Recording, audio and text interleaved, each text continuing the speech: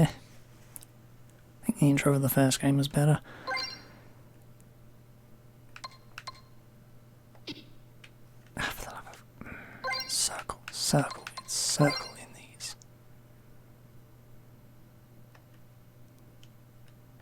Really? New game.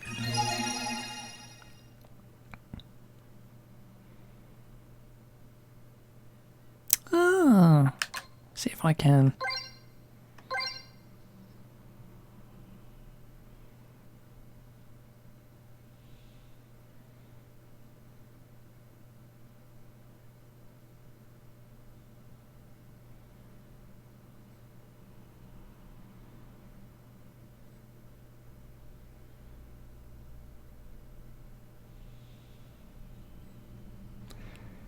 Well, there's not a lot being carried over, but I'll do it anyway.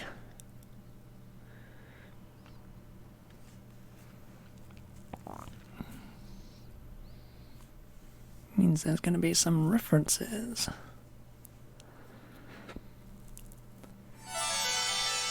Episode 1, Pride.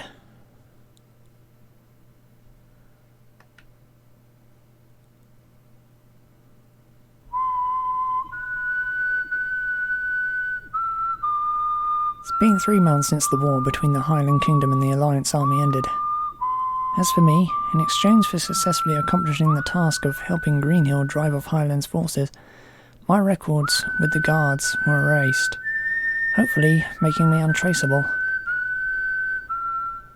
Now I'm on my way to my hometown, the capital of Harmonia, Crystal Valley. I don't know exactly what's waiting for me there, but I can't postpone settling matters with Zaj any longer.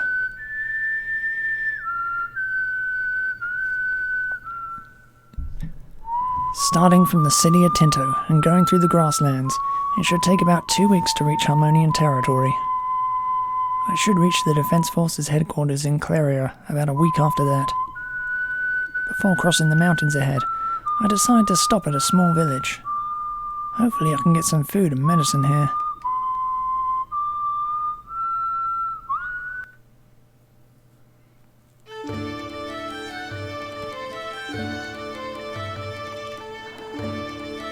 Things seem rather busy. Street vendors are everywhere in the village. The villagers are also crowding the place, smiling and having fun. Excuse me, do you have a minute? Yes, how can I help you? The village seems quite lively. Are you having a festival or something? A festival, huh?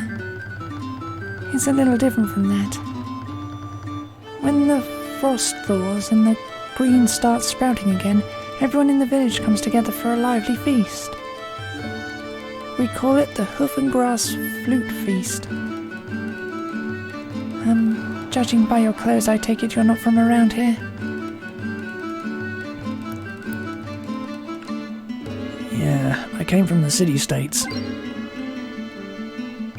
The city-states? Miklatov. Huh? No, I'm not with them. Why do you ask? It's nothing. Never mind. Now, if you'll excuse me, I have cooking to do. Waiter. Sadly, I didn't get to hear her name. But the feast can't start until she's served up her cooking, I guess. Just remembering my travels so far makes my stomach growl, so I'm not one to interrupt.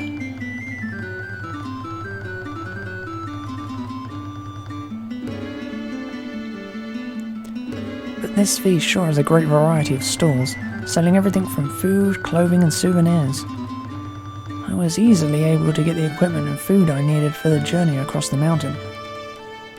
Unfortunately, I wasn't able to get hold of any medicine, the most important item. Suddenly I noticed that there was a big crowd in the town square. I have time. Why don't I go and take a quick look?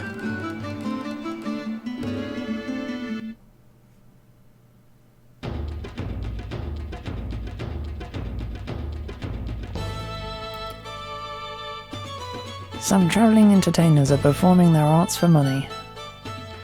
It doesn't appear to be a regular part of the festivities.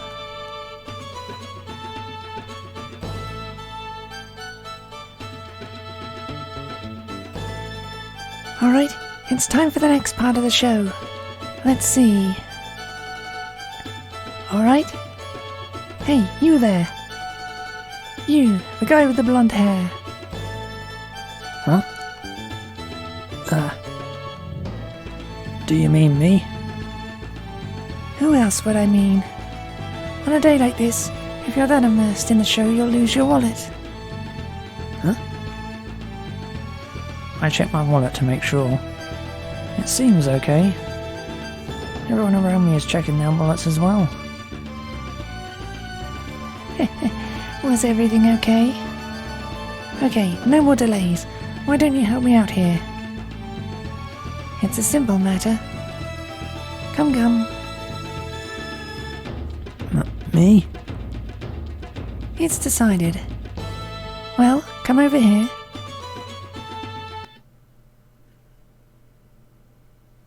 As soon as she said this, the girl pulled my arm and put me in front of a tree.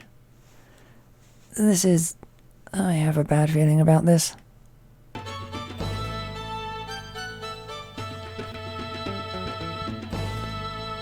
Okay, everyone. Your attention. It's time for the famous and beautiful Ellie, the master knife thrower. Watch carefully as she uses her amazing skills to accomplish this remarkable feat. Knife thrower. Don't tell me on the target. My. Don't tell me a big guy like you is afraid of a little knife.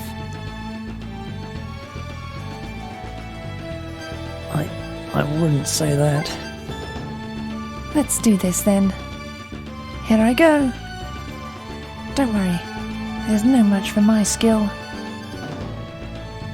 No, wait a minute. A slender girl came walking up to me with a smile on her face, carrying a small unripe watermelon in her hands. She kinda looks like Ellie, the knife thrower. Is this her sister? The girl put the watermelon on my head and whispered softly in my ear. I'm sorry, that gal is just impossible. Just don't move. She's looking a little off today. What? Don't worry. I have some very good medicine available. That's not the problem here. Alright, here we go. It's impossible for me to escape now. I decided to grit my teeth and prepare for the worst. Ellie carefully begins to aim.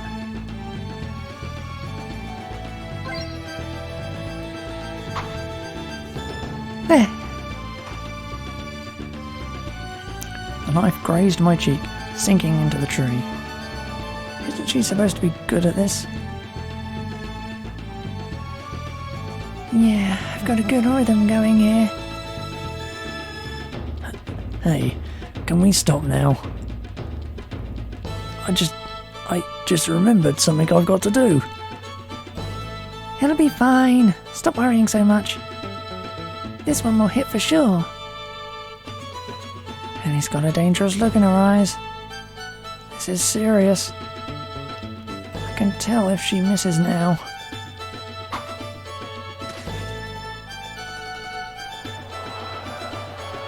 A round of applause rose up from the audience. The knife had safely pierced its target. I breathed a sigh of relief as I look at Ellie and her friends.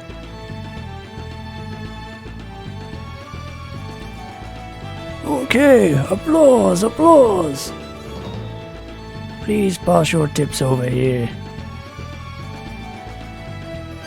Thank you very much. That was Ellie the knife thrower.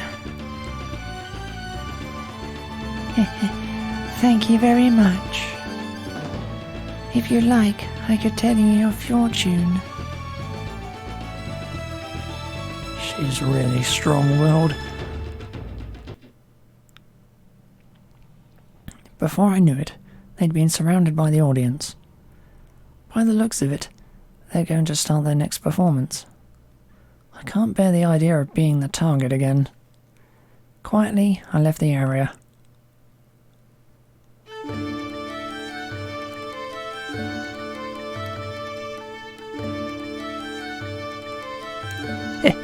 That was quite a disaster. Sorry. That was quite a disaster. I turned around, catching two men standing off to the side, one of which flashes a charming smile in my direction. I had a pretty hard time of it, even if I told you how bad she was. I think that's part of her show. To barely miss on the first try, then succeed on the second. The audience really enjoys it. I see. So that's how it is. And here all that cold sweat was for nothing. Looks like those girls are the same as ever. Even when us knights are watching them. Those girls? You've met those performers before? That's right. I'm Miklatov. This is Camus. We fought together with those girls in the war. Camus and Miklatov? Part of the core of the Alliance army, originally of the Matilda Knights. Then you're... Oh, there you are. Jeez, I was looking all over for you. Huh? If it isn't Camus and Miklatov. You know this guy? We just met, actually. Your name is... Oh, it's Nash. Nash Najek. Still can't say that name. Nash, huh? Well then, let's go. I just saw a stand selling some tasty-looking cheese pastries. Huh? What the hell for? It's for earlier. I messed up, right? It's an apology. Come on, let's go. Camus, Miklatov, see you later. Ah, right. Really, the same as ever.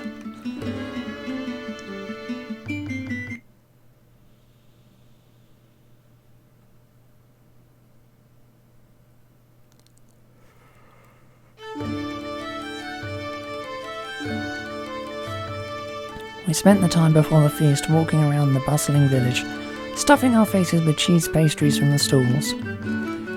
She seems to be enjoying herself. I have to say, I like this kind of atmosphere.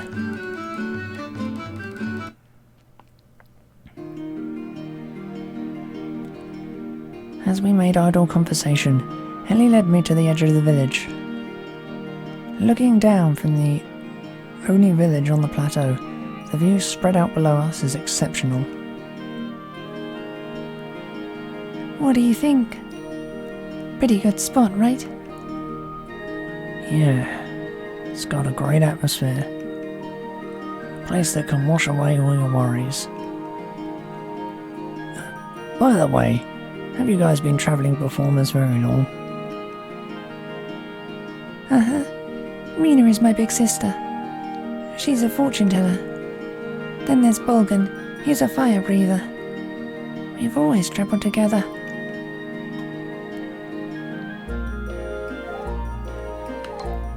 Isn't it tough living as travellers? It is pretty tough, but Sis is really helpful, and Bolgan is always smiling. Thanks to that, I hardly even noticed how hard it is. I see. Must be nice to have comrades to travel with. Do you always travel by yourself? Yeah. Well, I'm the kind of guy who feels the most at ease by himself. Where are you guys from? You're not from the city-states, are you? We were born in the grasslands. Do you ever go back there? To your home? You say home, but we don't really have a home here. Or people waiting for us either.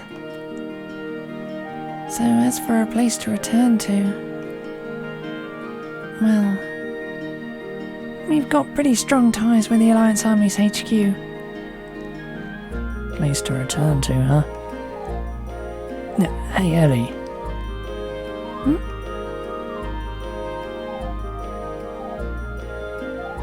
Why'd you join the Alliance? Yeah, why'd you join the Alliance Army? Well, lots of reasons really. I guess you could say things just turned out that way. You might be an expert knife thrower, but I didn't peg you as the type to go off to battle. If the city-states aren't your homeland, then I can't think of any reason you'd fight for them. You've got a point. I might not have an attachment to the country or the land, but the people who live there, that's where it's at. Yeah, that's it. Do you understand? I see. If that's the case, I understand completely. Really? You're not just saying that. Why would I? See? I hit the bullseye, didn't I? We should be heading back soon. Yeah. Sis's fortune telling should be gathering customers soon. Ellie suddenly stopped talking, staring frozen at a spot below the plateau where a road ran down the valley. What is it? That's... I thought that was a trading caravan, but it's not, is it? I looked down toward the valley. Through a break in the grove of trees, I catch a glimpse of a group of figures on horseback. In each of their hands is a weapon.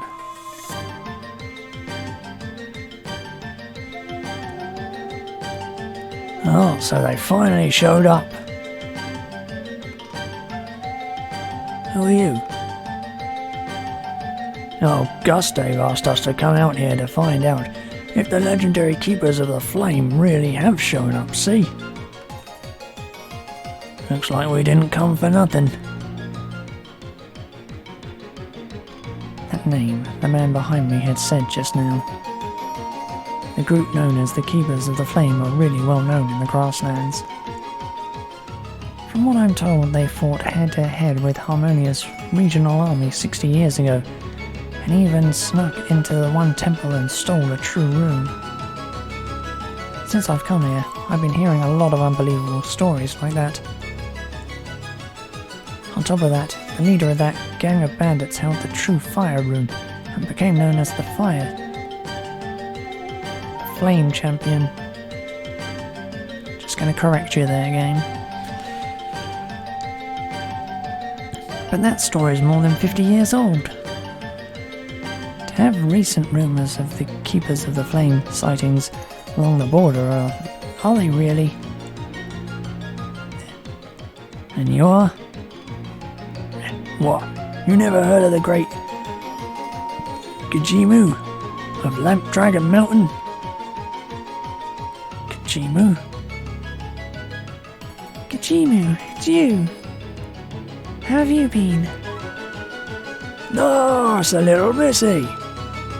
You look like you're doing good. Another acquaintance, huh? These guys sure know a lot of people.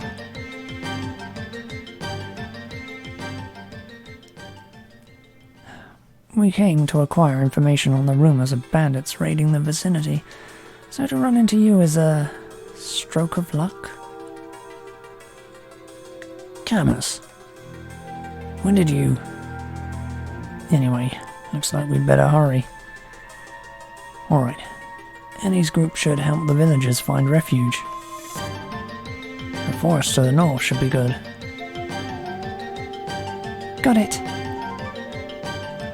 Right then, for the rest of us...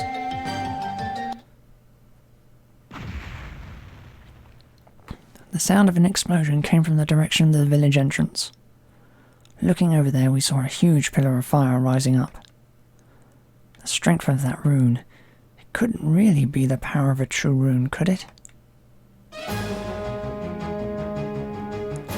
They're coming!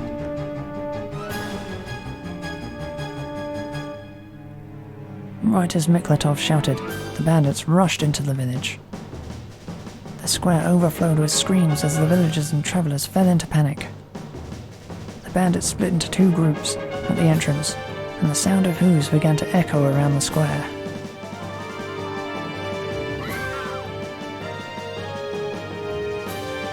Aren't there women and children here?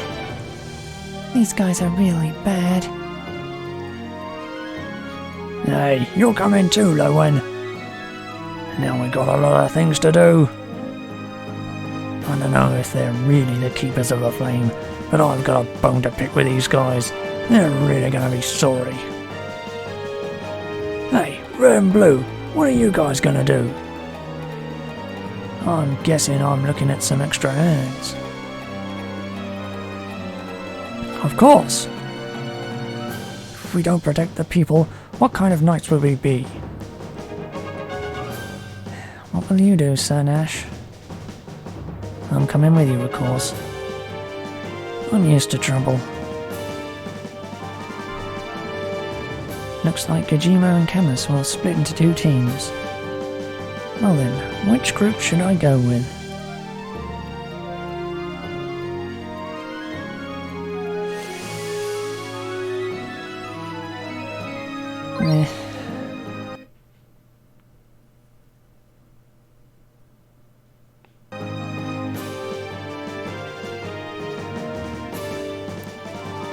Let's hurry.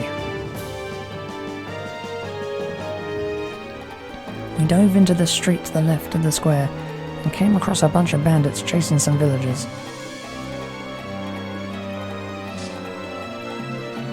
Listen up, foul thieves. You damn ruffians can't do whatever you please. Hey, you're giving yourself away. The hell? Who are you? Now come at me! We have steel in our chivalry. You bastards and your pathetic blades have no chance against us. What do you say?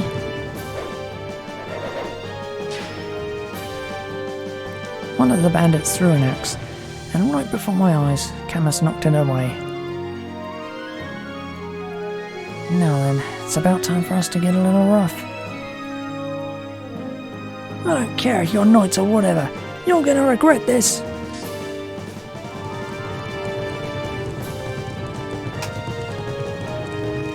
Behind the bandits charging on horseback towards us, I could see a separate group of archers. It'd be safe to leave the approaching bandits to Camus and Neklatov. As for the others... You're not getting away from me! As I stepped back a little from behind the two, I lobbed a carefully aimed smoke bomb in the direction of the bandits in the back.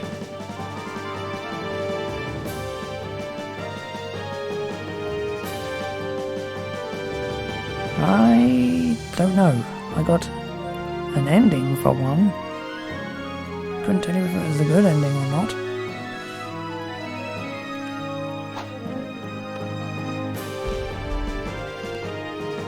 Ah! What the hell's this? White smoke covered the area. With this, they shouldn't be able to shoot any arrows.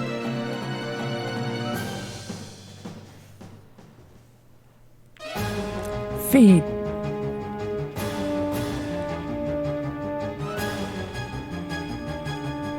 Feed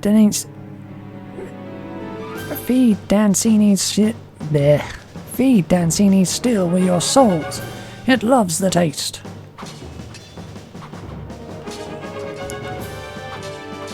And my sword Uriah. With each glittering of the two men's swords, a bandit fell off his horse. As expected from knights who pledge by their swords. There.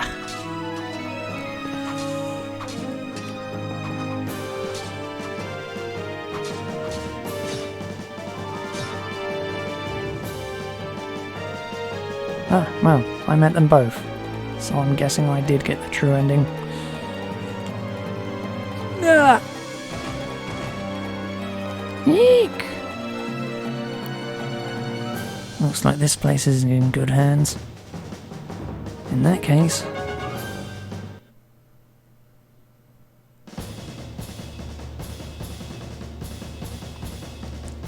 Leaving the bandits in the front to those two, I headed towards the bandits in the back who were desperately trying to shake off my smokescreen. Looks like you're having a lot of trouble. Damn! So you're the bastard that did this?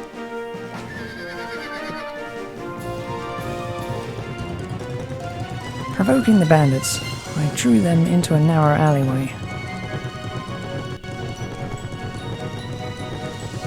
You bastard! Hold it!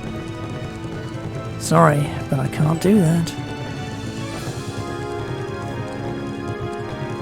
As I ran, with the sound of hooves coming up fast, I measured the distance between me and the bandits.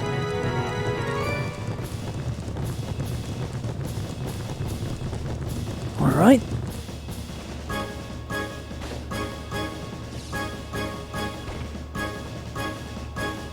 I glanced back at them over my shoulder, shooting an anchor out at the walls surrounding the alleyway. What? By the time the bandits grew suspicious of my behaviour, it was already too late. A wire connected the anchor to the opposite side of the alley.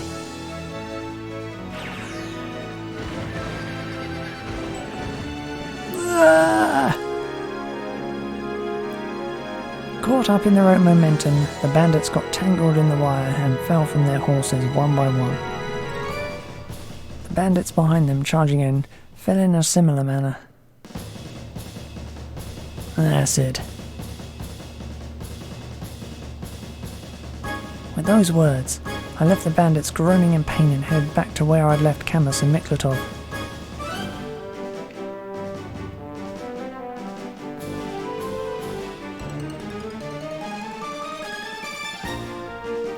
Oh, Sir Nash, you're safe. What happened to the rest of the bandits? I rounded them all up. May have swords, but Sir Nash's wit, it seems. Ah, well.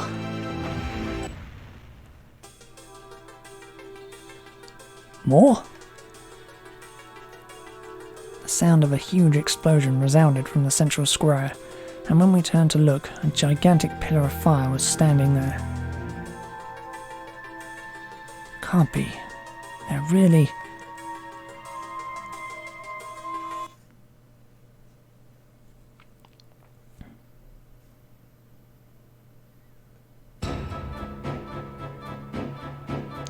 When we reached the main square, the area had tragically been reduced to ashes.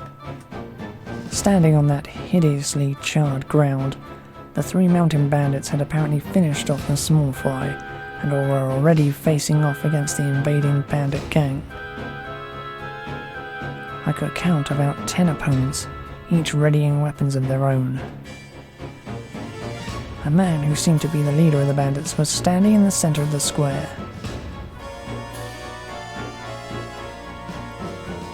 So, their leader has finally shown himself. The leader stood, unmoved, and glancing at us assembled in the square, he opened his mouth to speak. How can you tell he's wearing a mask?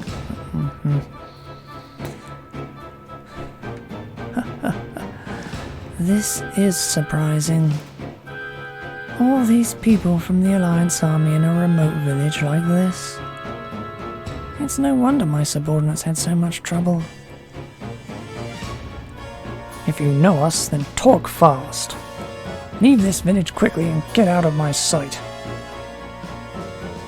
Then dissolve your band of thieves and never again cause trouble like this.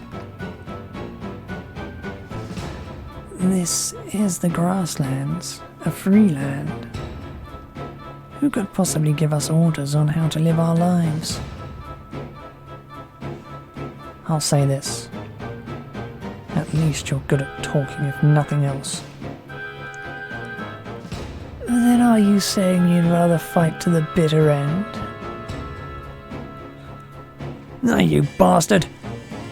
Hey, you bastards are nothing but cowardly robbers, acting all carefree like this. You really think you can do whatever you want?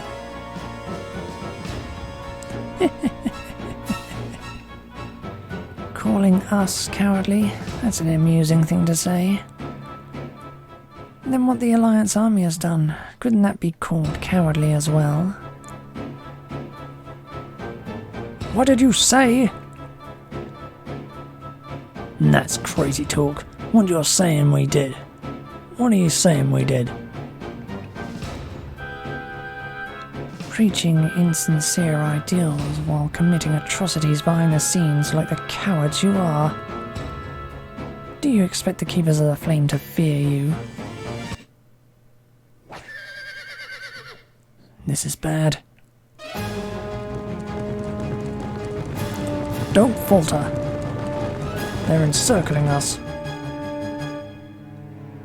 We found ourselves standing back to back, defending from the bandits' offensive. Camus, Mitlatov and the mountain bandits' strength is certain, but I don't know if we can break this circle.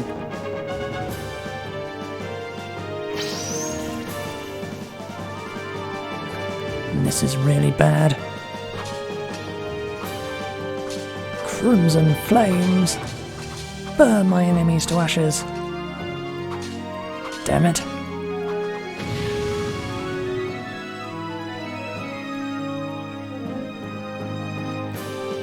Immediately, a huge pillar of fire rose up behind us. I get the feeling that in defending ourselves from the immediate threat, we've left out something bigger. The truth behind this magic, which has twice now made pillars of flame rise up in the village. Damn it! As soon as I found a gap, I slipped out of the bandit's circle and, keeping out of sight of surrounding eyes, drew close to the leader.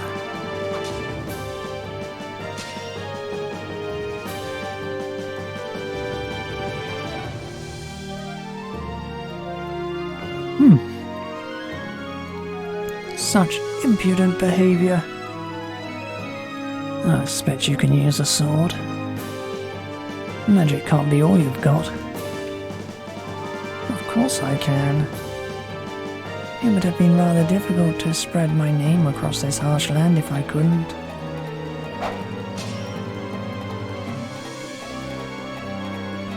He accompanies his retort with a swing of his sword, which I fended off with a dagger.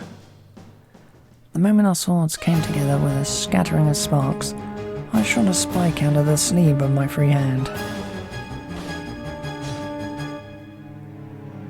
Gah! Gotcha.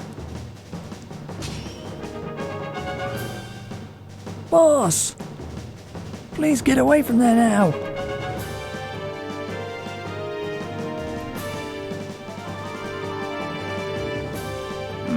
Technically, the grassland was introduced in Suiko Gaiden 2 with Lucia.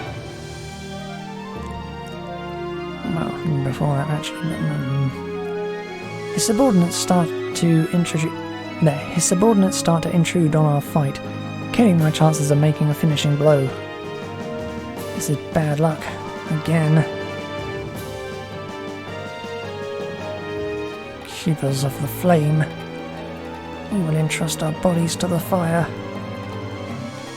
If we do so, the flames will surely become our strength.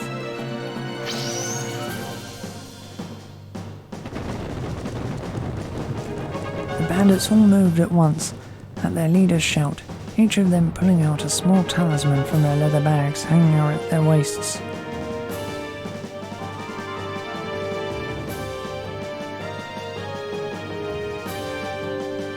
Yeah, that's pretty much right owned. It can't be. I recognise the thieves' talismans. Canopy defence. Smaller than what was used back in Greenhill, they would most likely have a narrower range of effect. In other words, they wouldn't be able to cover the whole team, but they protect the immediate area around the user. Which means... crap. He's planning to use high-level magic. What did you say? This is...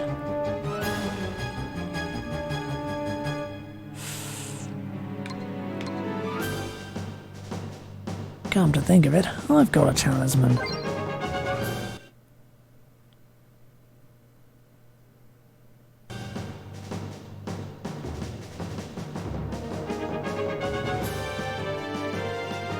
I took out the talisman I brought during the fair and began to concentrate. Wait, what? The talisman isn't activating. And the back of the leader's hand has already started glowing with a red light. What are you doing? Hurry up and use the talisman! I know. I concentrate one more time, trying to invoke the spell, but something's wrong.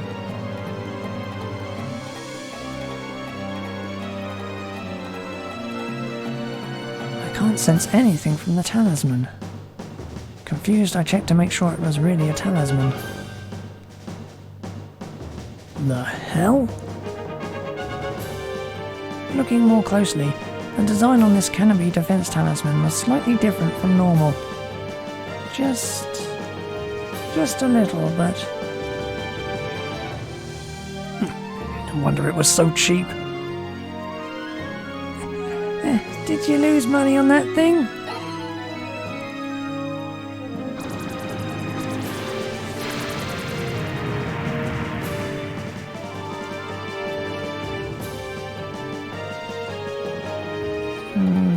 There's really no point in using them. Immediately after the leader invoked his spell, a red-hot fireball appeared between us and the bandits. The fireball gradually swelled with an ominous roar, its colour changing brightly. This is some real dangerous magic. The fireball swallows up the bandits' fist, but thanks to the talisman in their hands, they act as if nothing happened. Without any way to counter the magic, we have no choice but to run away. Scatter! Hurry up and run!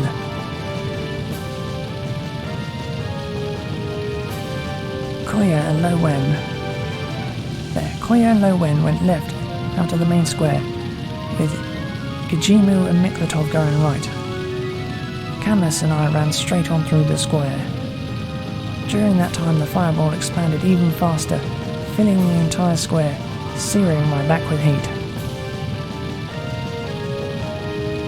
Damn it! Just how far is it gonna spread? Yeah!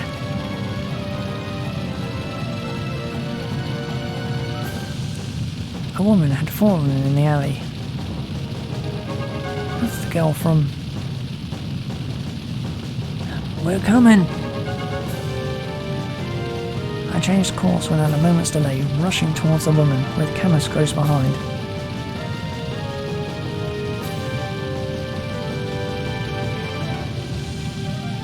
Maki. Camus. But the moment we tried to help her up, pain distorted her face.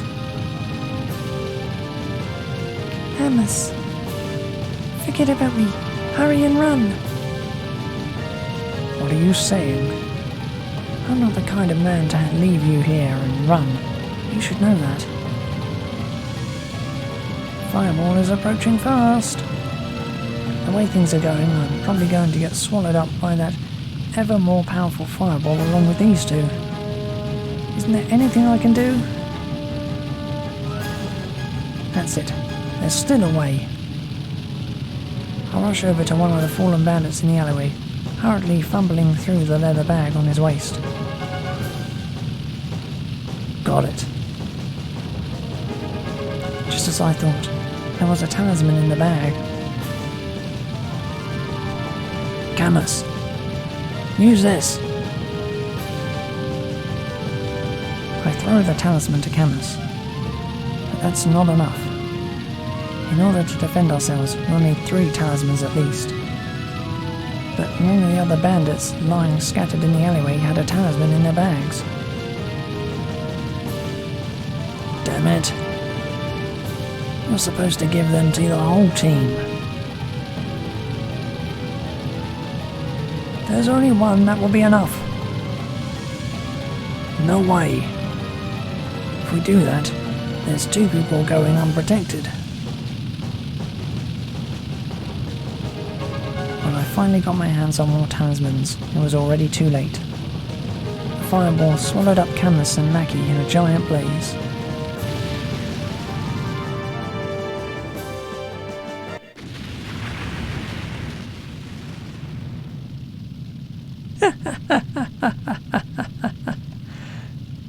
Those who challenged the Keepers of the Flame would all be burnt to nothing by the fires of hell.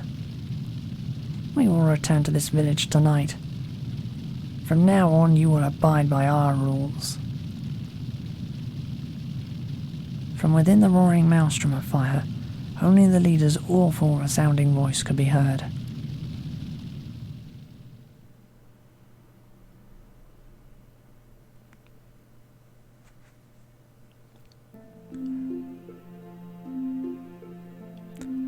When the leaders of the Keepers of the Flame let loose his magic, the village square was completely destroyed, though luckily injuries were kept to a minimum thanks to Ellie's team evacuating the villagers. However... How is he? How's he doing? It's not good. He still hasn't regained consciousness.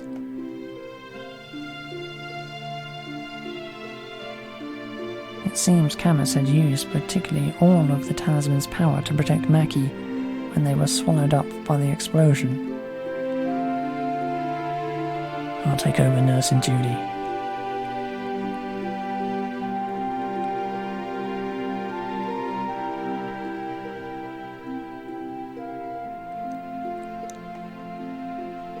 You've got an injured leg after all, Miss Mackie.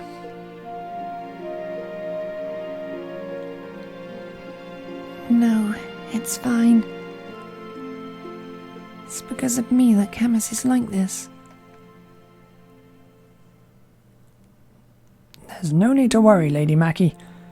If Camus and I were to fall to such an insignificant thing as this, then our training must have been very poor. Yeah, but... Not even Miklatov's words could brighten Mackie's face. Is Camus okay? Medicine seems to be working.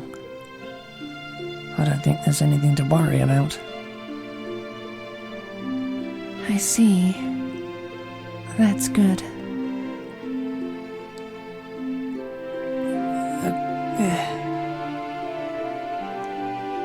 Camus?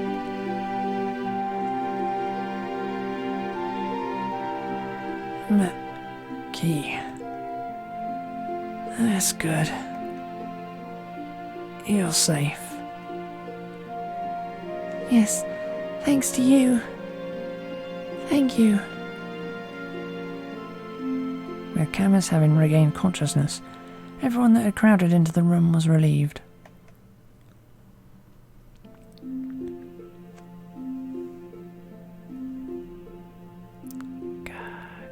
Which one's low when? This is great. For a a moment there I wasn't sure what to think. This is a huge relief. By the way, Lady Mackie, are you and Camus acquainted? Yes, we're childhood friends. Something like that. Yeah. I was born in the Free Knights of Camaro district, and our parents would often come by to trade, so we've known each other since we were kids. When I left that district, I joined the Knights of Matilda, and since then we haven't had a chance to meet again. I'd heard rumours that you'd joined the Knights of Matilda, but to see that they're true... Then, did you also fight against the Alliance army? I hear they attacked the Knight's domain. Well, I regret to say this, but as my hot-blooded nature would not allow me to overlook the plight of others, I was forced to break my allegiance to the Knights. In the end, I joined the Alliance army in their fight.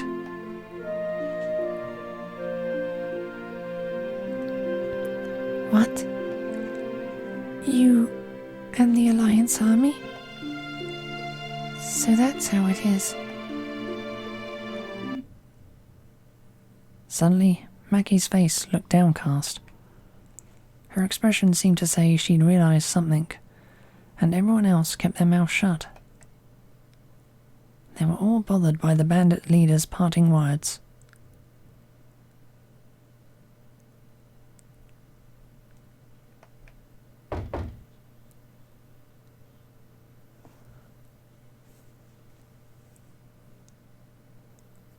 I think the Knights were kind of absorbed into the New Republic. They made.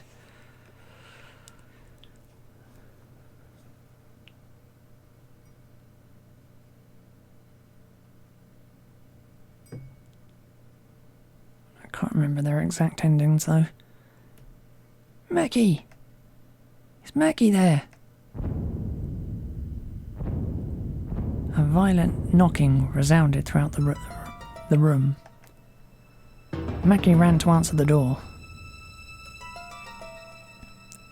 This... Sir Clado. There are wounded people in here, so please keep it down. No, I know that. I heard they're part of that Alliance army lot, so I came here right away.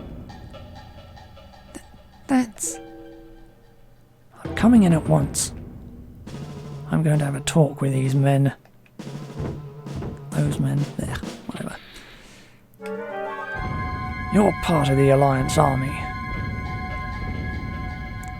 That's right. Excuse my rudeness, but who are you? I am Clado, the mayor of this village. How dare you show your faces here? Sir Clado.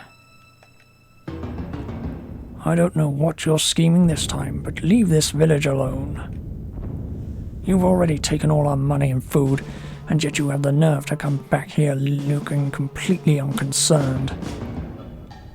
After we'd finally managed to prepare something we could call a feast.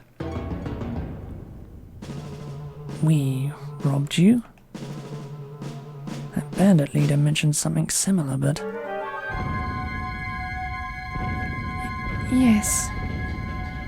The truth is, about half a year ago, a unit from the Alliance army suddenly appeared.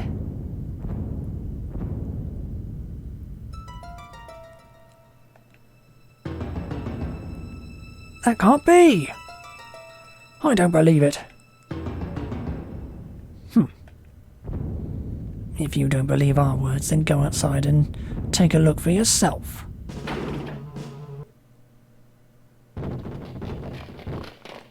Without a moment's delay, Gajimu's gang flew outside.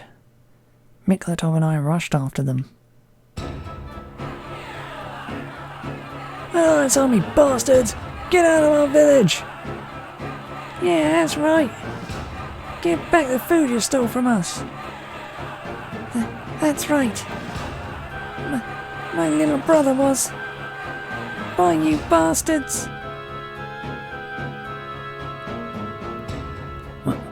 What the hell is this? You guys? Didn't we just save you guys from those stinking bandits just a little while ago? Why are you saying this kind of stuff now? Ha! That was just part of your plan, wasn't it? You bastards. Do you understand now? No matter how much unnecessary effort you put into this, we will only find you a nuisance. It would be better for you if you left this place quickly.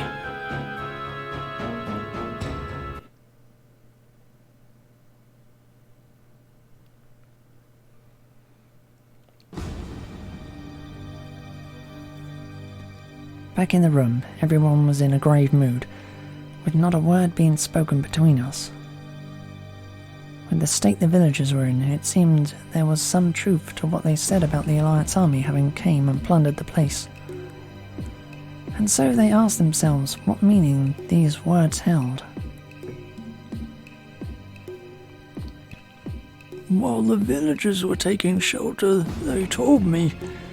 When Morgan heard it, I was a little sad. But who the hell was it? Looting like that. I don't know any of my bandits that'd have the guts to pull that off. But well, the ones who did the looting were from the Alliance army. At least, that's what they called themselves. This area of the grasslands was under the protection of the Knights of Matilda.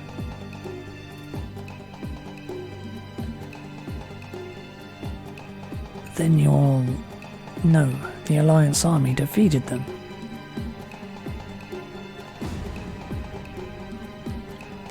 In the confusion, a lot of guys scheming to make a profit may have turned up. Then, our fight gave birth to the tragedy in this village. Is that what you're saying?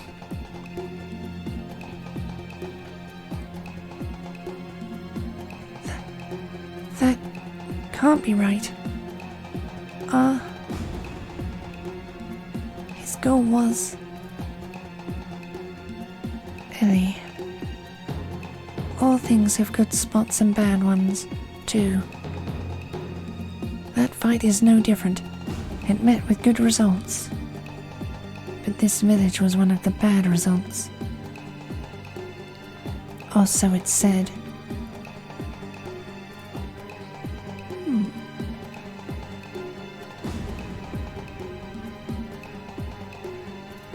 So then, what do we do now? They told us to get out, so do we leave? The mayor.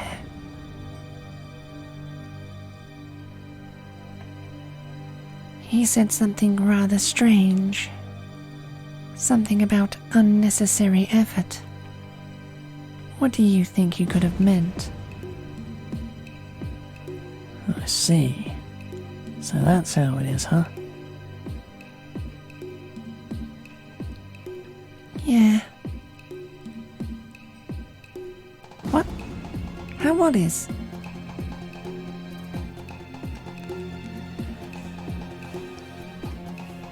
Yep.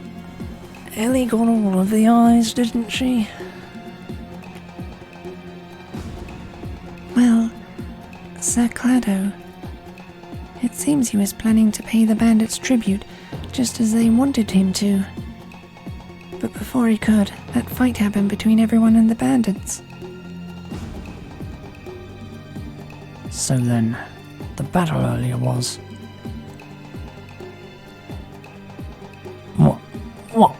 What are you saying? So that sort of thing's what those no-good robbers usually do? You're just going to overlook the whole thing and give it to them? You've gotta be kidding me.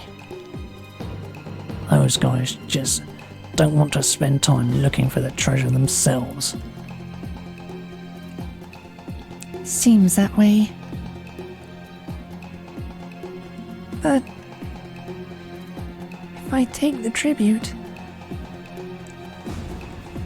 going together,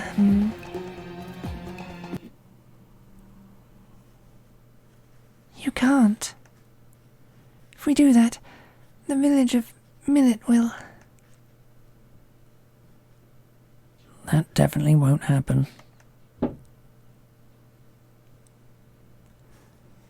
Not when you've got your childhood friend the Knight and his partner. These bandits overflowing with chivalry. Meh. These bandits overflowing with chivalry, and these kind travelling entertainers to go with you.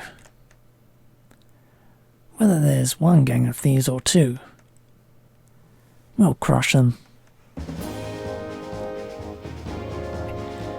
Damn straight! Yeah, that's right. No matter what anyone says, we should do what we think is right. Looks like we'll be able to teach them that. With so many voices together, what we say may come true. On this land, though disgraceful things may certainly have happened, we will dispel this infamy. This is our chance. Alright, let's strike while the iron's hot. Us guys will start scouting out the enemy immediately. In the meantime, I'll leave you guys to figure out our strategy. Be careful. Our enemy isn't your average band of thieves. No need to worry. Yours truly are veterans when it comes to mountain walking. There's nobody better than us. Leaving those cheerful words behind, the bandit trio left the room.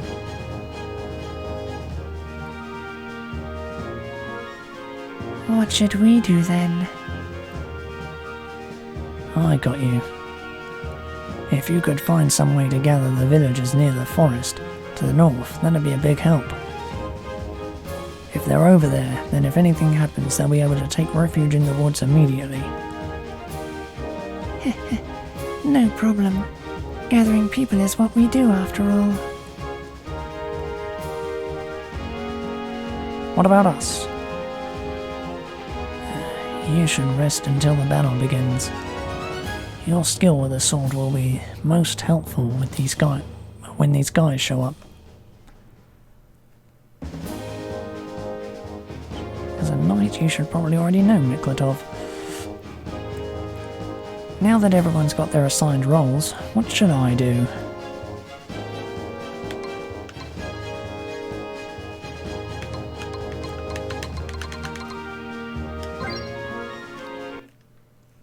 Check the village.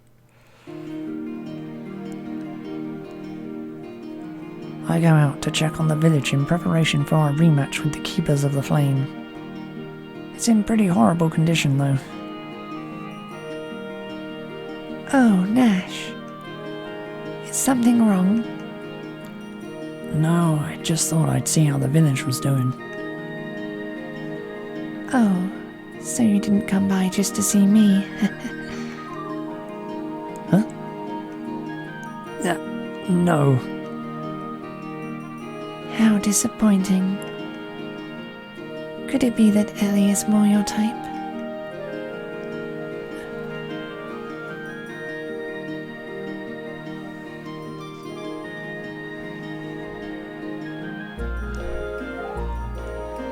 Ellie's a really cheerful, friendly girl.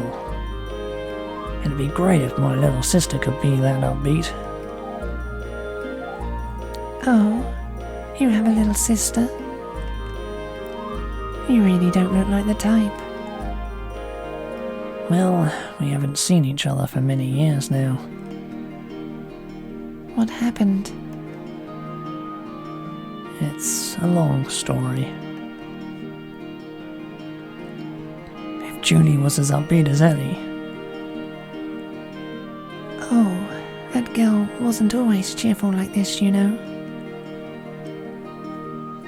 With With those words, Rena began to tell her story with a smile on her face.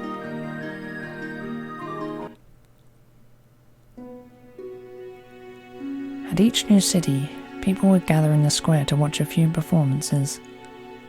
Whether they were young or old, their eyes would shine at the sight of our show. I should be doing this in her voice, shouldn't I? During our performance, we'd be able to make friends with the children of the town. At those times, they'd come to watch even when we were practicing. They were just simple tricks, but we were still happy. But at the end of the day, everyone would go back to their homes. Their parents would come to take the children home, and we would be turned away. It was just a stupid story. Everywhere we went, the rumor that they're kidnapping our children to teach them to perform could be heard. But since we were children as well, I couldn't help but think maybe we were taken from somewhere too. Then one day, I asked my father, "Where'd you get us from?" That time,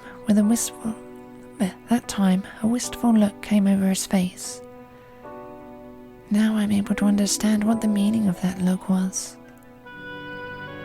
As a family of travelling entertainers, we would be on the road every day, and since we had been living this life since we were old enough to recognize the world around us, Ellie and I never knew what it meant to have a home. Even so, we were able to find our own happiness. Me, Ellie, our mother and father, and a worn-out donkey cart. That was our family. Ellie learned knife throwing from father, and I learned fortune-telling from mother.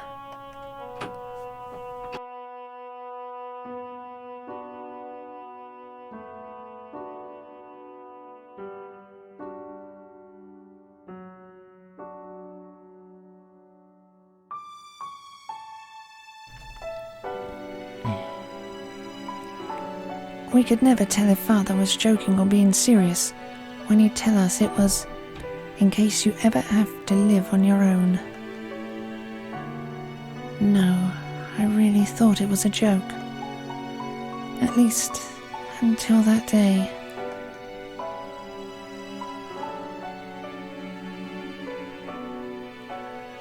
We were attacked by a gang of bandits. They attacked our cart, but there was nothing there. Father locked us in a secret compartment of the cart, and by the time we made it out, it was already over. Ellie and I cried there for a long time. On the morning of the third day, the two of us finally understood that we'd been forced to live on our own.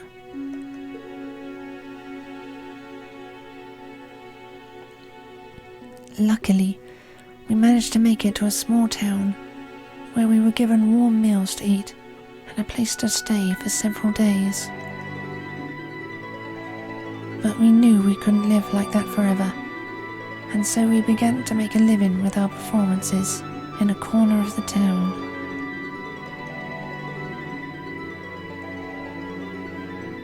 It wasn't like it is today. We didn't go back and forth between different villages, but on the road of that small town, opposite the town square, we would show off our skills. We had to change locations in that small town in order to make enough money to survive, and gradually improved our skills. A few years later, a travelling circus visited the town on a tour. There we learned new skills working at the circus.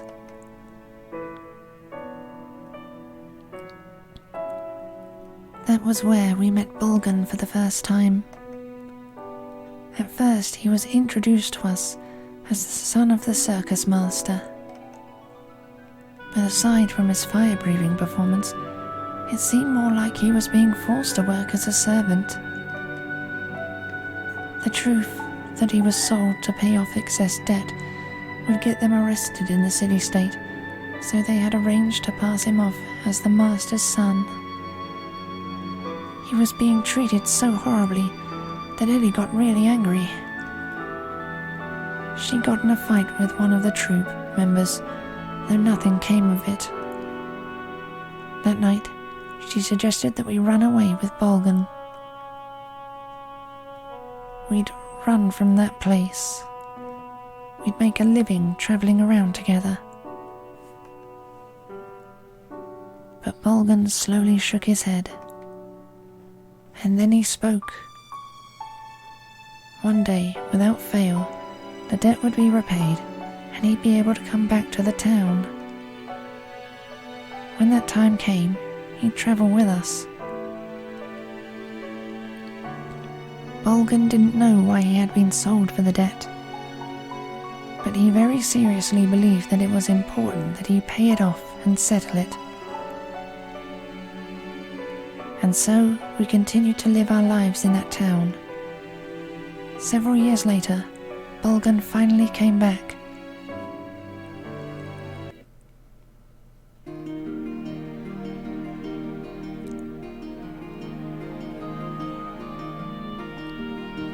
And there, I'll finish reminiscing.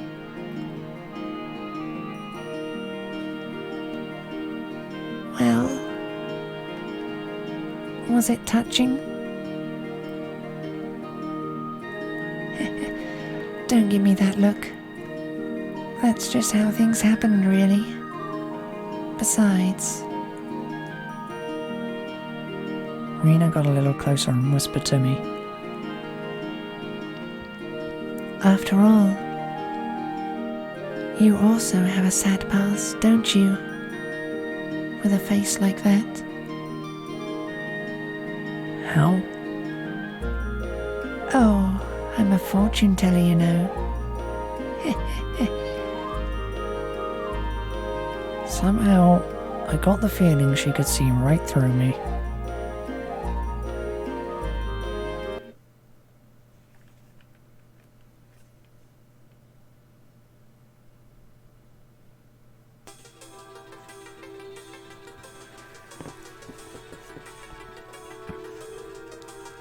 Hey, Nash. What? Turning towards the voice, the colour drained from my face at seeing Gajimu's gang standing there. What are you doing just standing around? We've got a big problem. Those guys are already coming this way. What did you just... No, what did you say? That can't be. It's too soon. Looks like that mayor guy sent a messenger to them.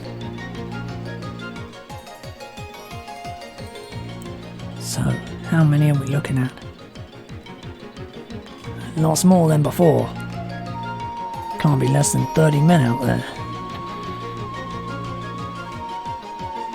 I heard the bandits are on their way here. Yeah, you're in big trouble. I'm worried. The villagers are still in the square. Excuse me. They've come way too soon. On top of that, Mayor Clado said something about coming to an agreement and is gathering all the villagers in the square. I'll do something about the villagers. But we've got to hurry. As it is, I don't see any way this can end peacefully. Yes. If we can dispel our infamy with this, then... I don't know about that, but it could take that Gustav down a notch or two if I brought in this bastard's head as a present.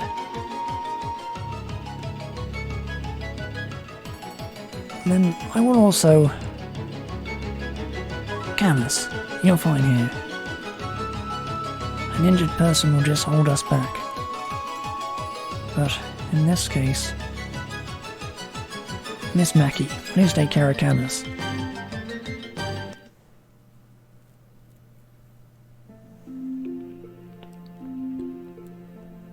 Camus. Mackie, I absolutely must go. Even without the knight's emblem on my chest, my pride as a knight remains. Those were the words of my troublesome partner. Camus. Of course you... I'm sorry, Mackie. Honestly, it's the same as that time. Mackie.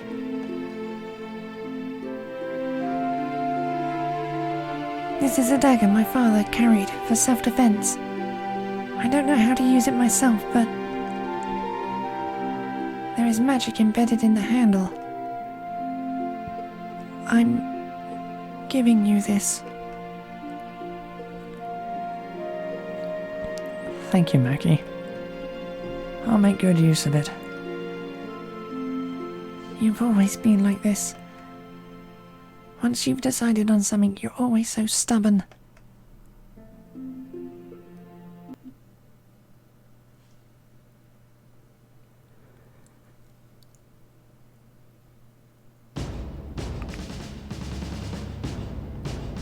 We quickly threw a plan together, but when we arrived at the square we found that the keepers of the flame had already set up camp there. Looking at this, I'd guess that talk about giving tribute to the bandits was true. Winding his way through the crowd of villagers, Clado appeared before the bandit leader. Behind him several people came, carrying the tribute in their hands. Having laid the goods on the ground, Clado prostrated himself there. My lord, fire hero, we, the people of the village of Millet, humbly obey your words. Flame champion, whatever. Please give this village your divine protection from now on. This is all the tribute you have? What a pitifully poor village. What's he looking so proud of himself for? Shh. They'll hear you.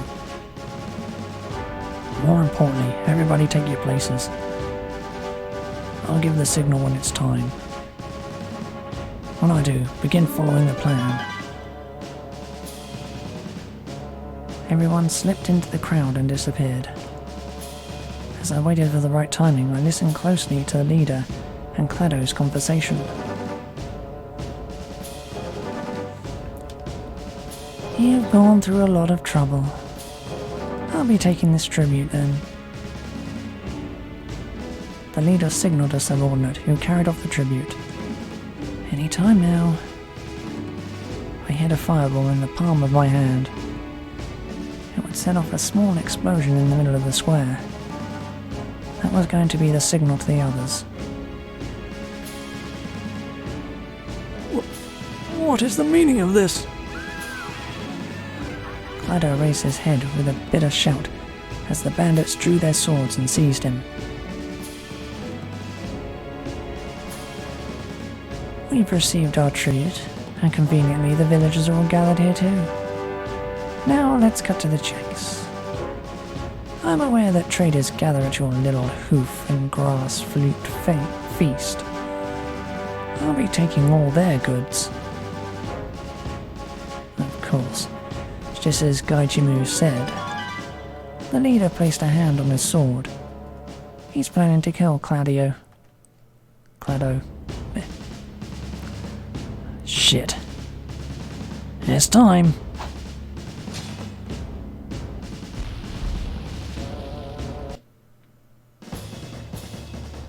The firebomb I threw was knocked down by the leader's sword, but at the moment it fell, small columns of fire and white smoke spread around the area. The villagers, huddled in panic, were surprised at the sound and scattered from the square like baby spiders. Taking care of the villagers will be up to Ellie's team. Next, it's our turn. You, from before. I'm impressed that you managed to survive. Looks like you have even worse luck than me. You should probably be worrying about your own life, though. Mr. Fake Fire Champion.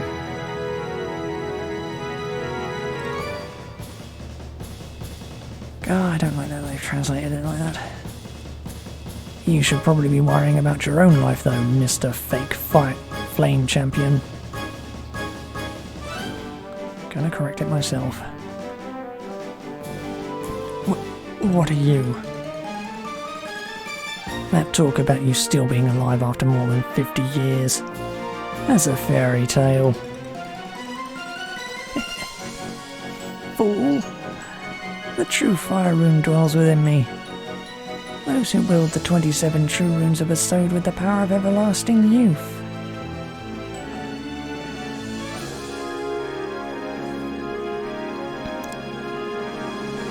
Those pillars of fire before were supposed to be the power of one of the 27 true runes. Give me a break. You don't know much about the world, do you, you dumb bastard? That's right. If I compare that magic from earlier with the sinister power I've seen before, this is mere child's play. How cheeky, coming from someone pretending to be a blue knight. Take this. The bandits lashed at their horses and came rushing toward us. Following our plan, we turned our backs to them and ran in different directions. Hold it! You trying to run away? We continued running as the bandits shouted after us. Before long, we'd run past the area devastated by the fire and onto a narrow street of clean buildings. Koyu! Here they come! Alright!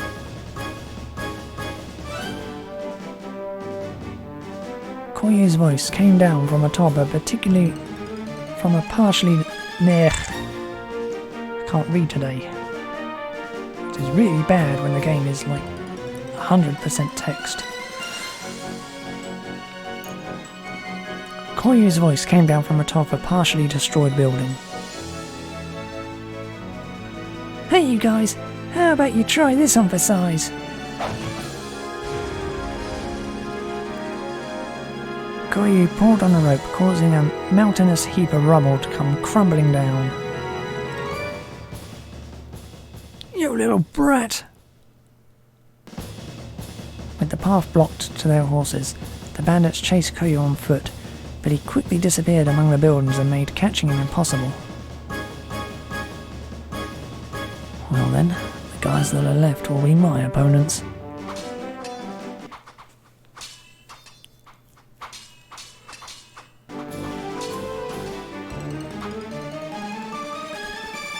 And that should do it. Everything's good on my end too.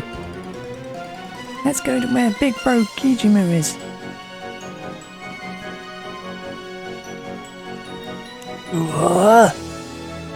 You bastards!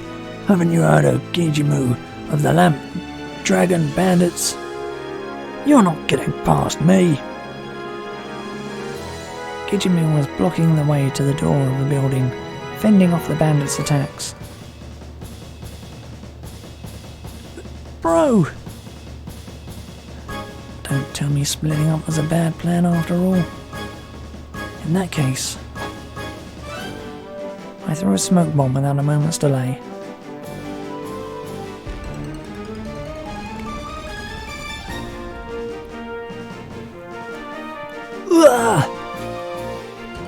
The hell is this? You sneaky bastard! Where'd you run off to? While the bandits were stumbling around, we joined up with Kijimu. Bro! Are you okay? Bro! Yeah, somehow. What about Lo Wen? What happened to that spirited lady? We screwed up. No one was shouting all mad like when an arrow came flying straight at her. Then somehow I ended up fighting these guys who were hiding in this building.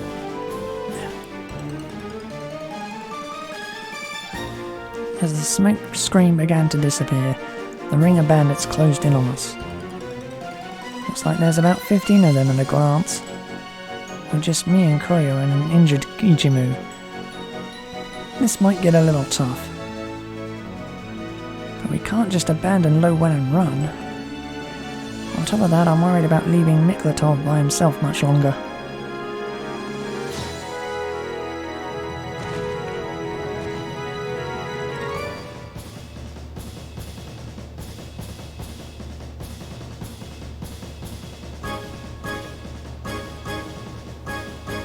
I was thinking of getting souvenirs for my wife and son before going back to Zexen. But is the feast already over? Who are you? Gilbert. Nobody at all.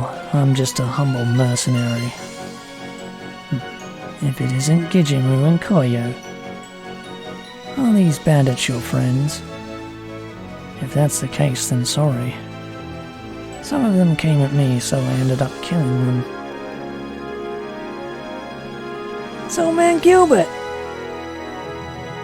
What the hell? Another acquaintance? These guys aren't anything like our friends. Sure seems that way. So they're enemies then. I've been thinking of retiring, but I suppose I'll be lending a hand one last time. Hey, don't overdo it, Gilbert, you old geezer.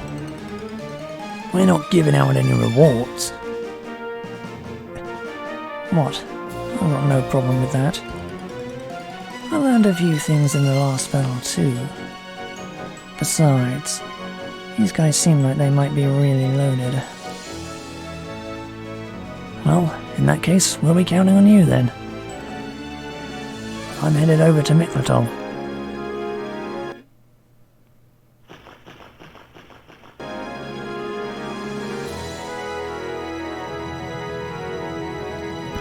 Haha!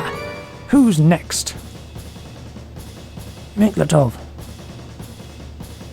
Sanash! Sorry, I had some unexpected difficulties over at Ginjimu's spot. Just then, in that moment's distraction, a bandit who'd been hiding in the shadows came running at Miklatov with a sword. Ka!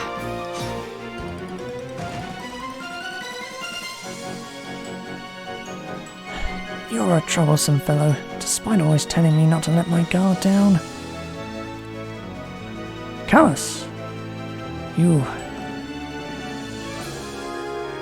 Laying down and being nursed to health by a lady isn't so bad, but when it's this noisy outside, it's rather hard to get any sleep. Heh. And you call me the stubborn one? I'm hopeless. But have you changed that much yourself? Sanash. Guess there's no help in it. I can't exactly tell you to go back now.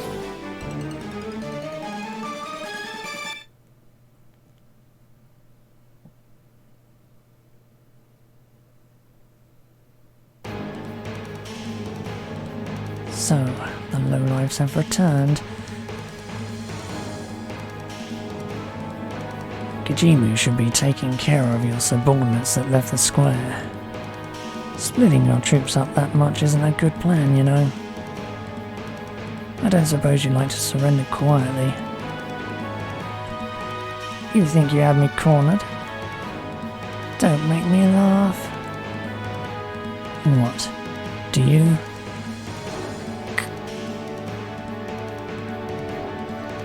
The leader placed his left hand on the back of his right. He's planning to use that fire magic. You think we'll let you do that? Miklatov picked up momentum and ran at the leader with his sword, but the nearby bandits quickly spurred their horses, and Miklatov and I were quickly cornered.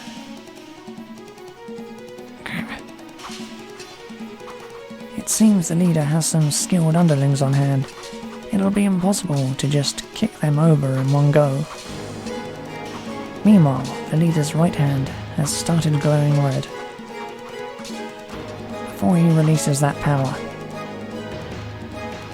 Crap. At this rate, it doesn't look like the bandits will allow us to retreat even a single step. Will I be forced to use these swords again? Rune within me, reveal your power to this world. It's no use. Dual Snake Sword Grosser. That flame will not be consuming any more fear. Take this.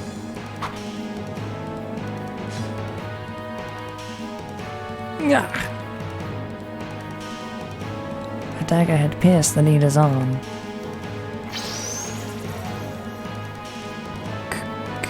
However, rune within me, reveal your power to this world, cover them in scorching flames. The leader's hand was wrapped up in dazzling light. I got Grosser Fluss in my hands, but it's obvious I'm too late to do anything.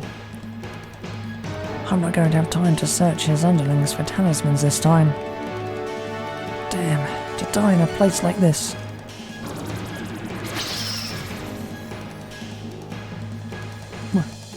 What is this?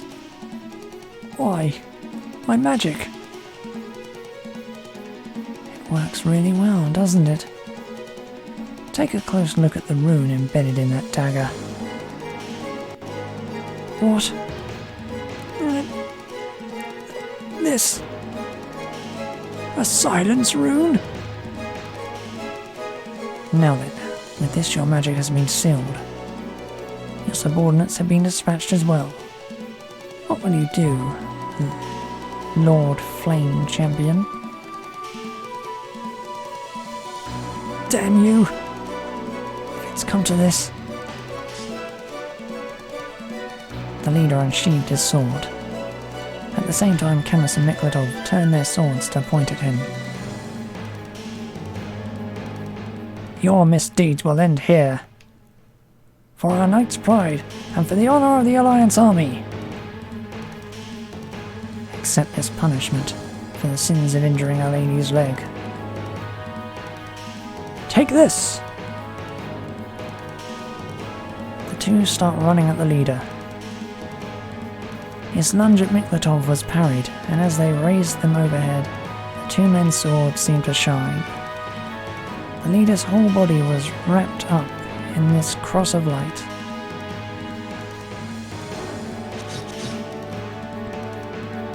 Ah!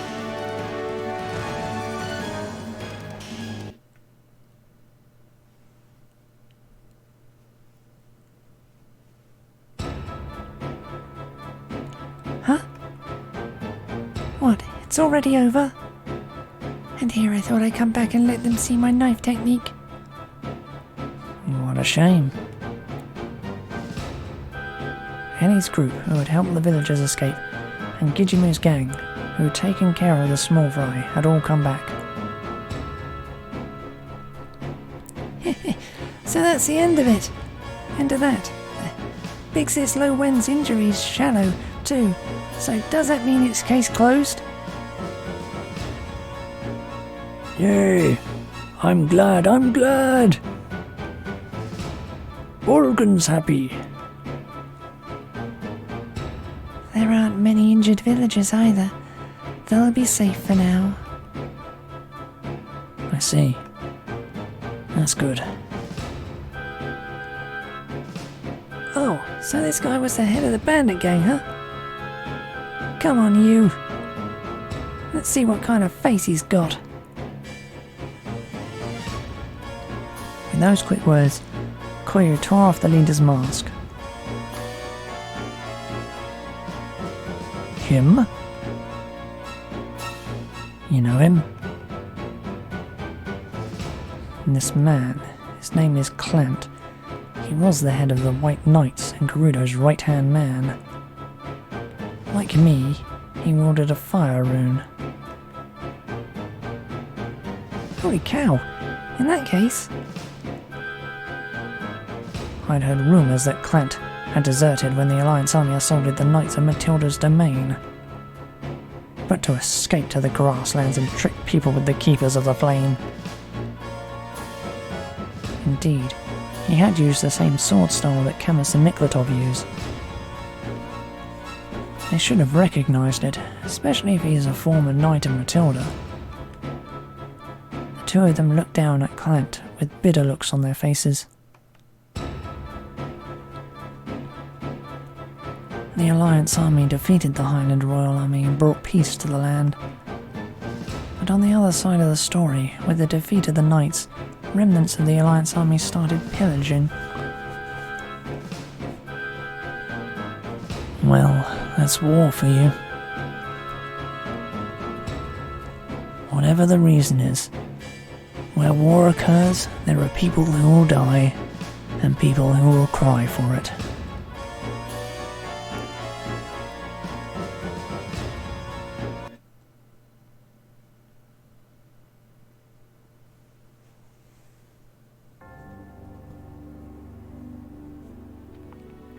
The grassland sky was clear blue, and under that blue sky we were getting ready to go our separate ways. Although we defended them from the bandits' raid, the villagers' feelings don't seem to have changed much. In the end, I guess they just saw it as a dispute between bandits. Camus, Gijimu and Lo Wen were completely healed, thanks to medicine offered by the villagers. Hey Nash, if you ever get a break, come and stop by Tinto. Sure. But you're leaving already? No, I've got to go tell that bastard Gustave all about our heroic deeds this time round. Besides, looks like we tried off our welcome with these village guys.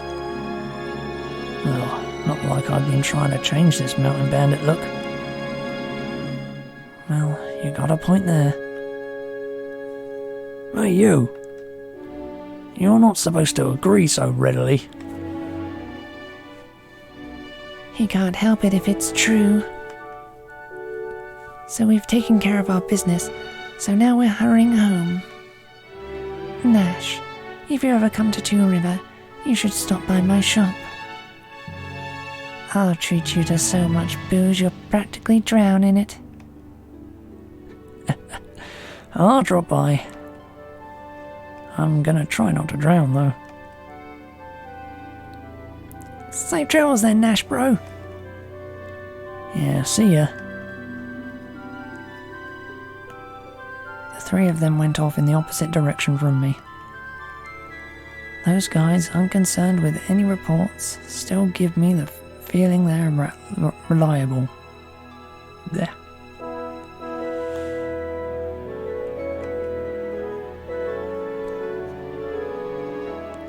Nash, we'll be going soon too. It looks like the feast has been postponed. On top of that, it's been leaked out that we're with the Alliance army, so we're not gathering any customers. I see. That's pretty bad, huh? You too.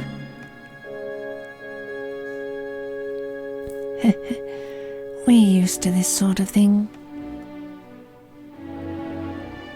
That's right. Whatever happens, Bolgan is happy.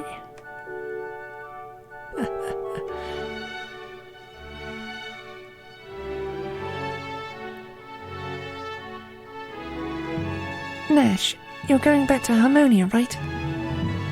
That's too bad. We're going somewhere else. Yeah. Wait, how do you know that? How indeed. Oh, it's because we talked to Miss Syria. She said she hired someone to carry her luggage before, but since she hasn't had any help with it lately, her shoulders are getting stiff. She said it was a blonde skirt chaser named Nash from Harmonia. Blonde skirt chaser? I knew it. It was you. When I heard your name was Nash, it was like a light came on in my head. This is the guy, I thought. Hey. Now then, please excuse us. Let's meet again sometime. See you later, Nash. With smiles on their faces, they left as well. Without a place to go back to, they're kinda like me. No, for me it's... And then, as I began to follow the road north, I heard the voices of Mackie and the two knights. Mr. Nash, so you're leaving us ready... So you're leaving already as well? Yeah, that's right. Originally I only stopped here for some shopping. It was just for a little while, but it turned into a really serious situation. Either way, it's nice of you to come see me off, Miss Mackie. So Nash, why... Mackie, it would be better for you to return to the village. If you are seen with us, it will be difficult for you to stay here. Isn't that right, Lord Nash?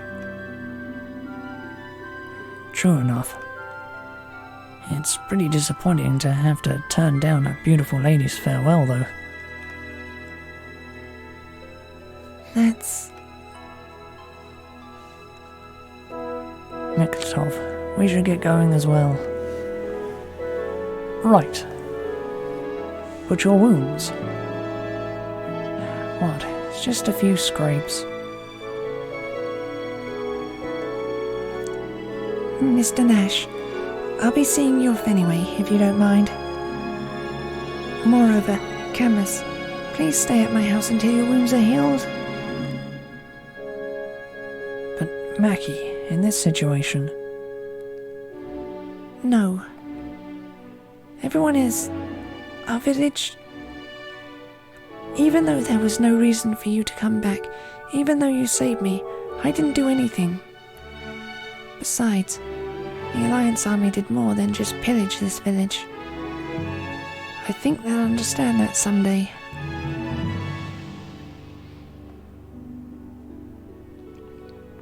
So I was thinking that sort of fight is one that's worth fighting, isn't it?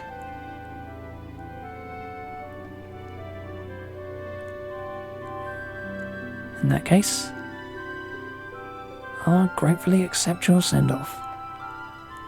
Usually I'm either running away or being chased, so I'm used to having to sneak out of places. It's been a while since I had something like this. See you later, Camus. I'm guessing what Mackie said isn't your sole reason for fighting. That's... This translation seems a little rough, but... Bye then.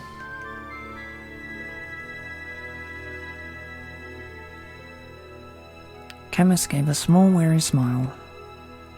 Mackie also had a small smile.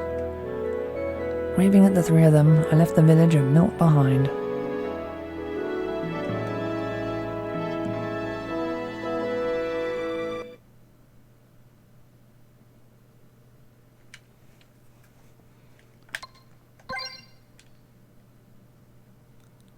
That was a lot of cameos.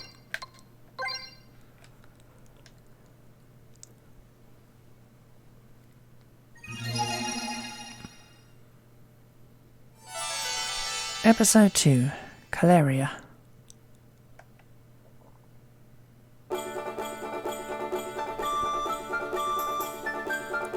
Caleria.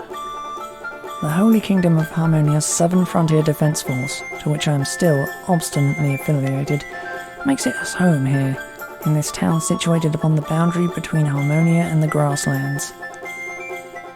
Around these parts you'll find no shortage of special agents like myself, as well as mercenaries of all types, with their eyes peeled for any and all events that occur near Harmonia's national border. In recent years, with the Gate Rune War and the chaos in the city-states, the military operations have seen a steep increase. Well then, what should I do? You finally showed up, Nash. It was worth waiting around. Turning to meet the voice, I was met by a most unexpected face. Why?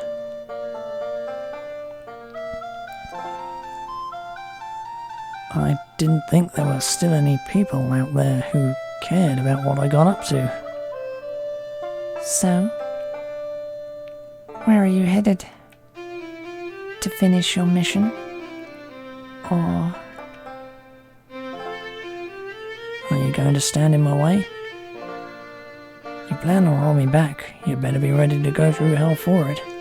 Just like old times. I know better than to think the little Lakchi boy would stop and listen to what I have to say. I figured that much out years ago.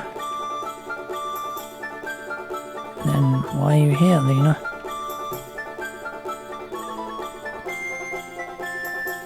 This woman is Lena Safina,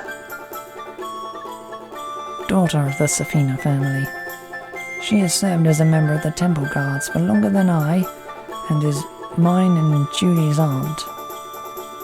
The Safina family is a branch of the Lecce family, and while she may only be 3 years older than I am, I've never really been able to deal with her all that well.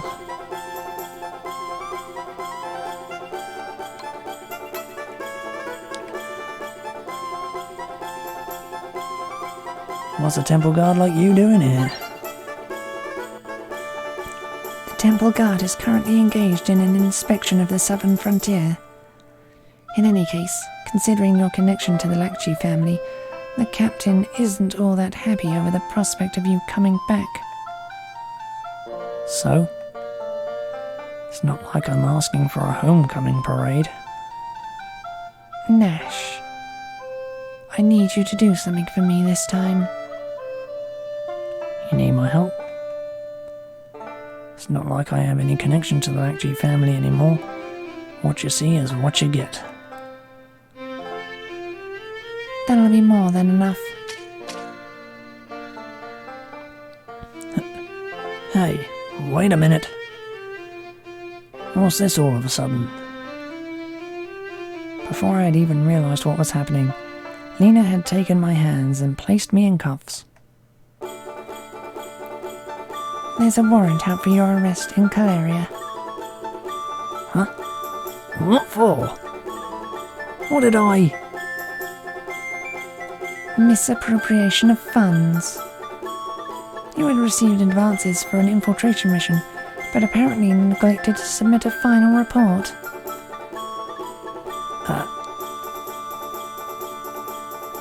I suppose it's true that I've been out of contact for the past 3 months. I'm honestly kind of surprised they didn't just assume I'd gotten myself killed. Well, off we go. Wait a minute. You saying you're gonna hand me over to the guards? That's terrible. It's not like there's a bounty, right? Of course there isn't. It's probably not worth fussing over anyway, so calm yourself down a bit. You should be fine after explaining the situation and submitting a lengthy written apology. On top of that, I'm sure the Safina family has some pull with the captain here. Even so, isn't this a bit much? You think so, huh? I was thinking it's probably about time I stopped pampering you. You need to go back to Julie. Surely you must realize just how much that girl needs you. Yeah, I get that. But... Great, let's get a move on then.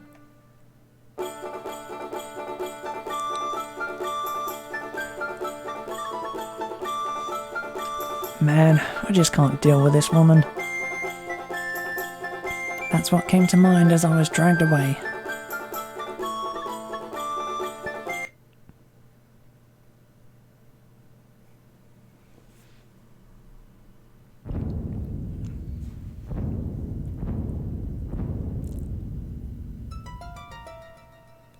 Well, Barge? Is Claria's fortress to your liking? It is the very definition of comfort. The grasslands have been peaceful as can be for decades now, and that nasty mess in the south seems to have died down as well. That's good then. Though I do hope you haven't forgotten by whose graces you found yourself in this position, as well as the reason for doing so. Perish the thought. Rest assured that I am keeping close tabs on that annoying woman from the guards. There. I see. So where is she now? She whiles the days away waiting by the side of the road on the grasslands border. I do wonder when the person she is waiting for will arrive. Quite the hard worker. But will she really apprehend Nash for us? He seems to be well known amongst the garrison for his eccentric proclivities. His behaviour does not seem at all unexpected. That is precisely why we set this up, spreading rumours that would make her want to secure him personally.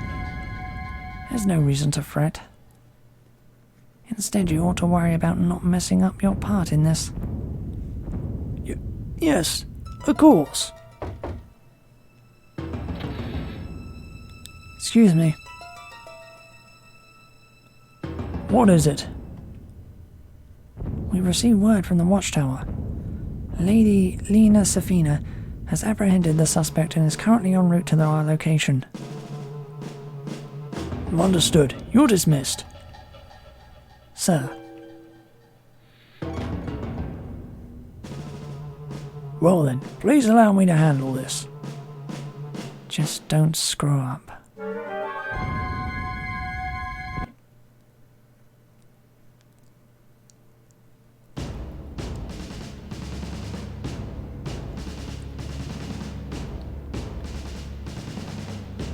Lena Safina, Vice Captain of the Temple Guards, 2nd Unit. I've apprehended the suspect. I'd like to report directly to Lord Barge. Might I request an audience? Acting Commander Barge, correct? I'll send a messenger. Please wait a moment. Wait a minute. What do you mean, Acting Commander? What happened to Captain Bandam? Captain Bandam is currently absent. It seems he's been sent on some long-term mission, and in the meantime, we've been left with some inexperienced fool. There ought to be some better candidate out there. Now that you mention it, it seems that all the capable people were moved away for strategic reasons. They settled on this no-name countryside noble from the south as a last resort. It just so happens that I also came here with the relief troops, so I don't really know much more about it than that. So that's how it is. It's no wonder I hadn't seen any familiar faces among the troops. Seems like a lot of people have been replaced in the 6 months I've been gone. While mulling the situation over in my head, I turned and saw a group of soldiers approaching us from the main barracks. What are you plotting? You're not getting yourself out of this. What about them? The group of soldiers were approaching us, with their blades drawn, looking in my direction with daggers in their eyes. I'm handing over a prisoner accused of disobeying orders. It's only natural for them to be apprehensive. You're always did think the best of everyone. And you worry too much. I hope you're right. Lady Lena, congratulations on successfully completing your mission. Thanks. Please inform Lord Barge that I'll be sitting in on the suspect's inquiry. That won't be necessary.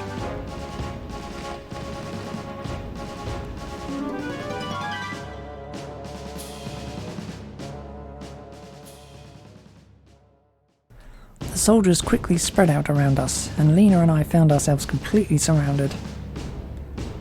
Looks like that hunch of mine wasn't so far off the mark. What's the meaning of this? Your cooperation in this matter will no longer be required, Lady Lena.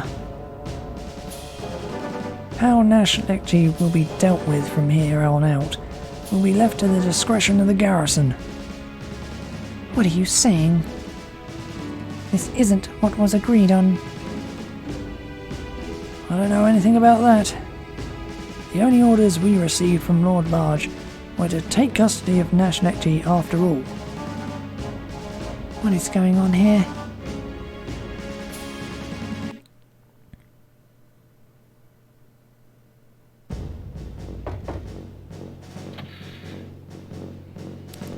Lord Barge. Lady Lena, thank you kindly for your assistance in apprehending the suspect. You can leave the rest to us. Please return to Crystal Valley now. Lord Barge, what are you saying? Isn't this treatment a bit extreme for something like misappropriation of funds? And did I not have your word that I could sit in on his inquiry? The circumstances have changed. What? It was, as you said, originally just a case of misappropriation of funds, but some new information has come to our attention. What are you saying? As you know, his mission was to infiltrate the city-state of Gelston. It is there, unfortunately, where he made some trouble for us. Though it no longer exists, the Kingdom of Highland was once an ally of our country. In the city-states, it appears he interfered with Highland's assault on a city called Greenhill. Where did you get that information? From a very reliable source, and as such I am afraid I cannot afford to simply ignore it. Then what will Nash's punishment be? It is already decided. His crime is treason. Those who have committed this crime are, if considered necessary by the superiors of the organization to which they belong, to be summarily executed. What? That's ridiculous. Surely the law must allow for special circumstances during a revolt like that. And to be summarily executed without a trial must exceed the scope of the law. Still, we are bound by the law. The time for talk is over. I would ask you to take your leave. You...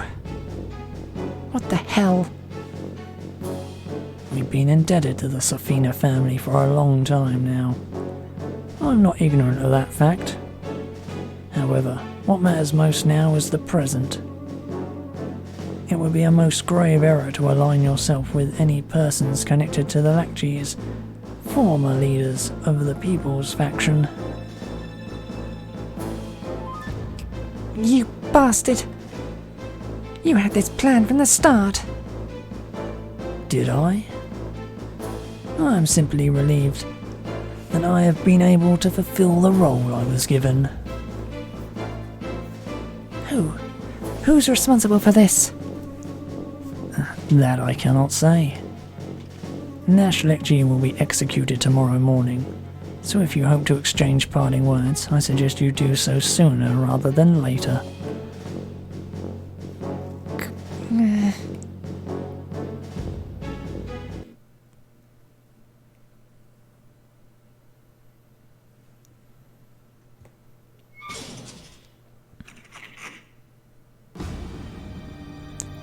get in there and keep quiet till morning.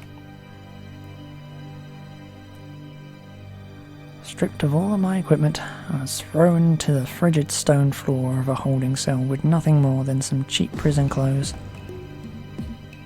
Putting me here was quite an excellent trick, though.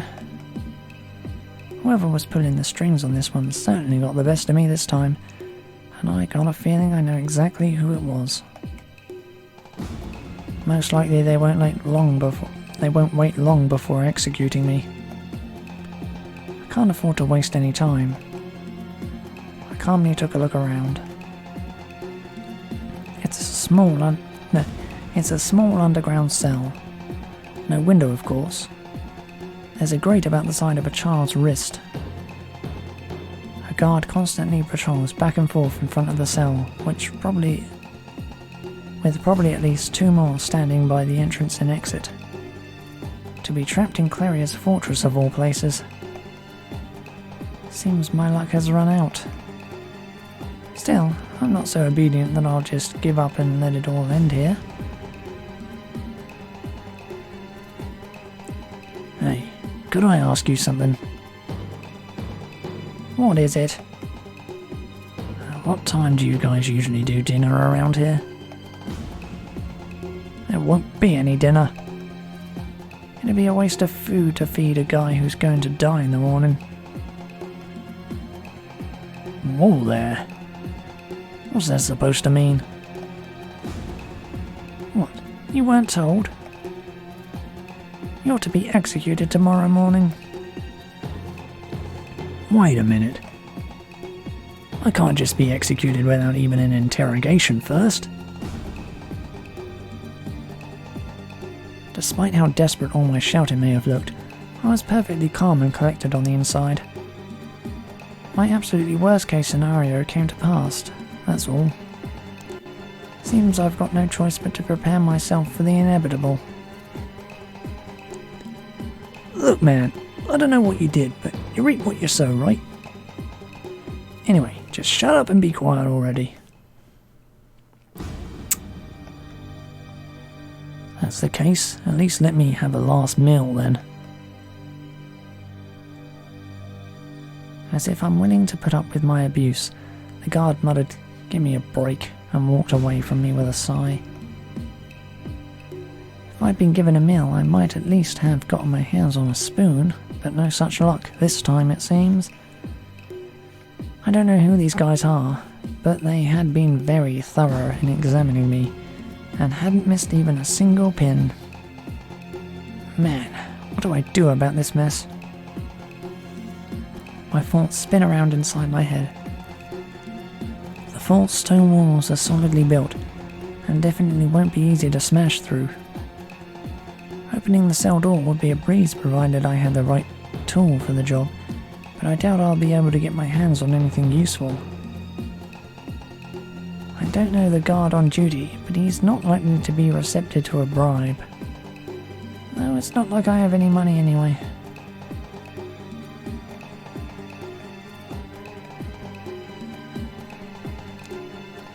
I only have 1 night to escape from here. This might be the end. Just as I began to give up hope, I heard someone coming down the stairs.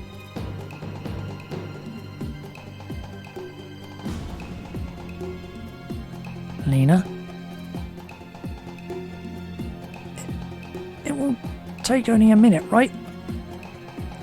Yeah, I won't cause a ruckus. Thank you.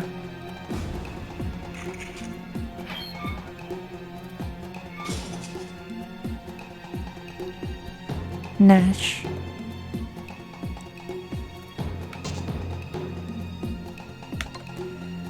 Can't do that one. Damn you, you sold me out. Enough of your pathetic barking. You really don't know when to give up.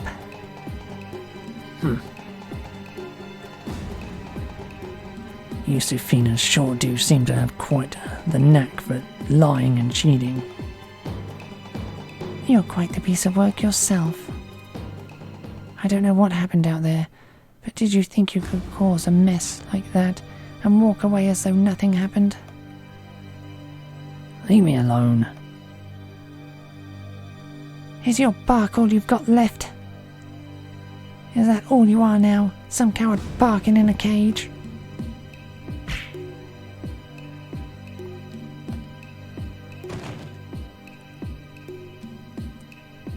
Hey, calm down. He's not supposed to be harmed before the execution. That pain is the same pain Judy feels. It might do you good to spend the night thinking about that. If you still care about other people at all.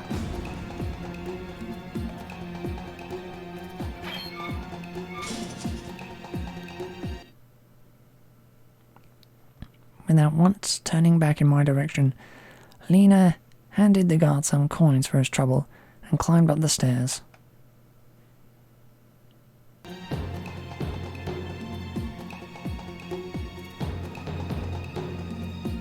It looks like the guards have been replaced by the night shift. Their dedication towards keeping an eye on me all night is certainly admirable. But I'm kind of in a hurry here. Earlier, Lena had slipped me a little something. Getting hit like that is never pleasant, but Lena had taken advantage of the situation to place a small pin by my ear. She's always been good at that, skillfully maneuvering through delicate situations and adept at synchronizing her own actions up to mine. First order of business is to reclaim my equipment, I suppose. Getting new darts and armor together wouldn't be that much of a challenge, but as for Grosser and Fluss, I need those swords. If for no other reason than my inevitable confrontation with Zaj. My equipment is probably being kept in the officers' quarters, where Barge is. I saw some soldiers carrying my equipment over that way at least. Entering the barracks would be a huge risk, but there's not a whole lot of choice.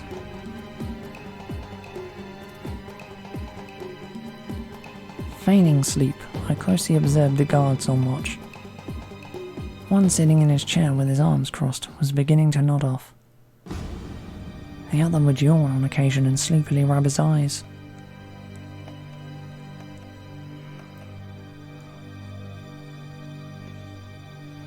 Could this be my chance?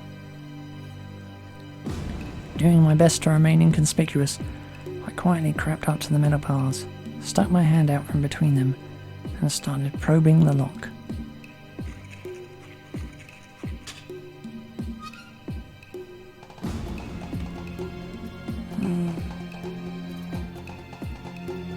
Suddenly, the guard that had been yawning stood up.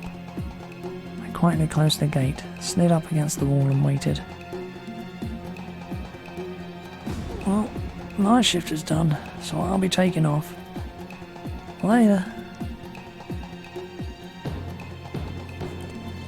Mumbling a reply, the half-asleep guard saw his companion off. Thanks for that. The fewer enemies I have, the better. Reinforcing my resolve, I emerged from my cell.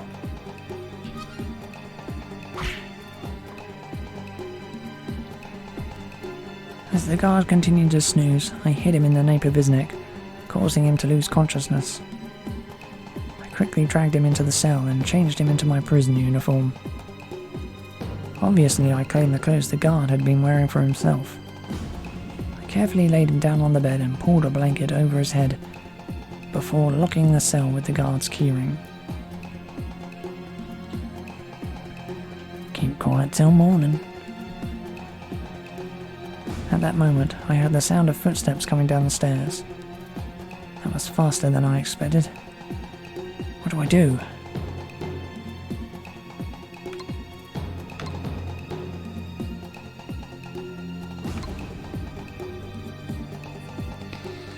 Smooth talk.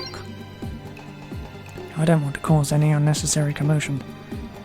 I decided to sit myself down in the same chair the guard had been in and pretend to be asleep. Hey, I'm the shift change. So this is that Nash guy. Huh?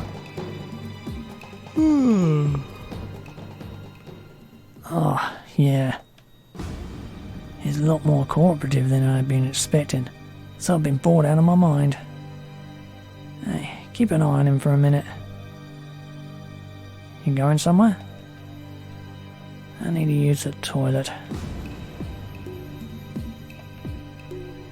Hey, I haven't seen you around before.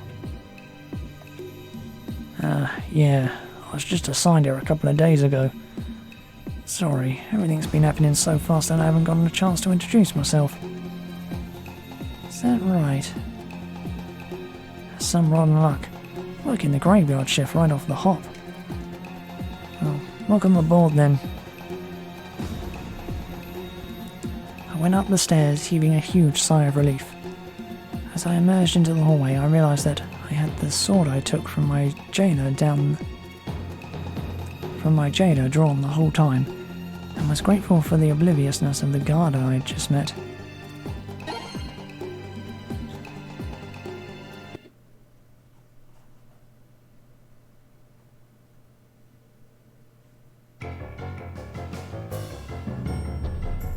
I came up the stairs and out on the first floor of the barracks. I followed a straight hallway, dotted with windows. The cold night air stung against my skin after being indoors. To remain inconspicuous, I walked down the hall confidently. Since I'm dressed as a guard, it would be very suspicious to be sneaking around. With my current equipment, I can handle 2, 3 at the most in a fight. But if they figure out what's going on, the number of soldiers is bound to increase. I need to find my equipment soon, somehow. The hallway soon divided into 2 directions, to the right and straight ahead. I carefully inspected both paths. I can hear footsteps coming from the path straight ahead. They'd stopped to catch their breaths.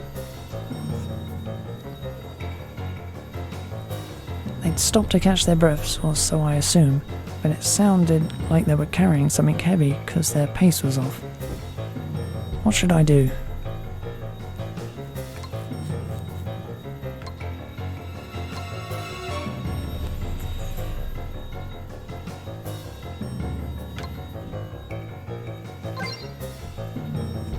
The only thing back where I came from is the dungeon. It's unlikely they'd be carrying anything that heavy there. Rather than confront them here, I should just let them pass me. I hold my breath, concealing my presence. Hey, keep it balanced. It's getting way too heavy on this side. Yeah, I hear you. Jeez, why couldn't they have had us move this during the day? There's nothing we can do about it.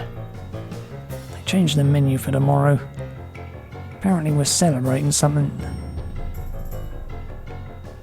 By any chance, could that celebration be for my execution? Irritated by the thought, I quietly waited for them to pass. Hey, this thing's full of potatoes, right? I don't want to have to lug these back if we got the wrong stuff. Actually, I'm not entirely sure. Just as they were about to pass by, the pair stopped right in front of me and let down their burden. Give me a break. They may not be looking for me, but all it would take is one glance over here and they'd see me. I held my breath and watched the 2 soldiers intently. There. Well, would you look at that? Potatoes after all. Oops. Drop them. Give me a break. The potatoes came rolling and stopped right at my feet. Of course they did. In preparation to confront the soldiers who would come to pick them up, I placed my hand on the sword. Whatever. Leave them for the rats. Come on, let's get this over with. I guess it can't be helped. Damn, that was close. Well, what now? If I follow the soldiers down the right path, I'll come to the kitchen. If I go straight from where the soldiers had come, I'll come outside. So where shall I go?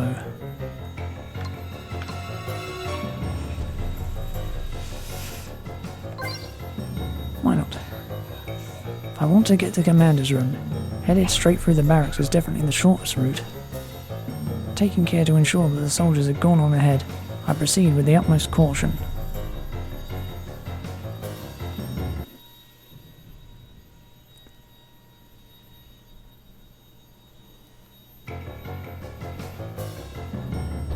I proceeded down the cold hallway.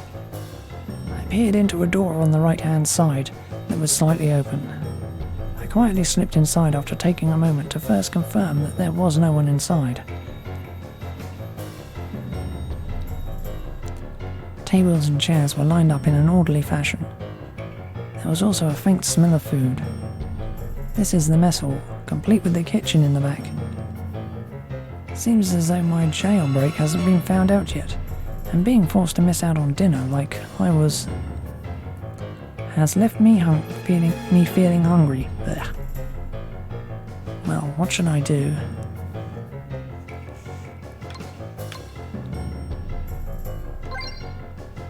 Right. I may end up having to fight myself out of this one. Fortifying myself with something to eat first isn't a bad idea.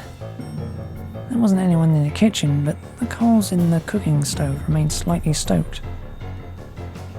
Placing some more wood on the fire, I paused to warm my freezing hands and give the room a quick once-over.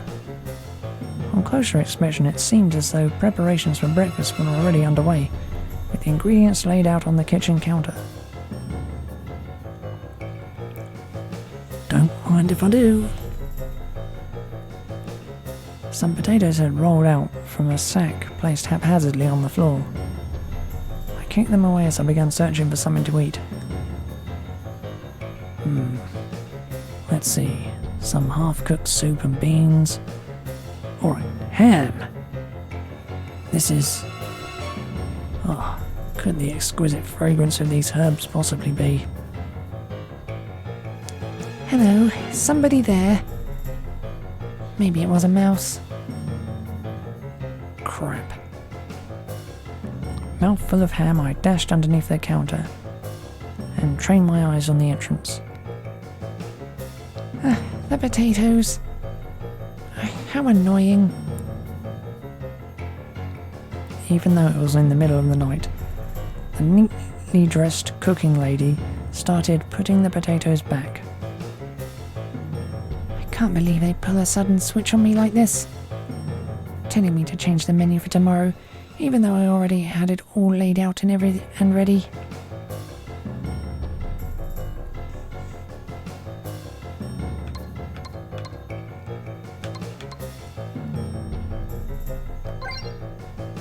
I quickly scanned the surrounding area for some more food. Right away I spied some white bread and dried meat, placed at eye level on a shelf off to the side. Stuffing the ham in my mouth, I reached out for a string of dried meat, just a hair's breadth from snatching it. Just a bit more. However, at that moment, I felt a most alarming bloodthirst coming from behind me. I quickly looked to the side, but the lady who had been picking up the potatoes was no longer there. Crap! I swiftly jumped and rolled out in front, grabbing the white bread from the shelf as I rose. Nice timing. With the loaf of white bread as my shield, I managed to stop the ladle that had been brought down at my head. You! Aren't you Nash? Lady?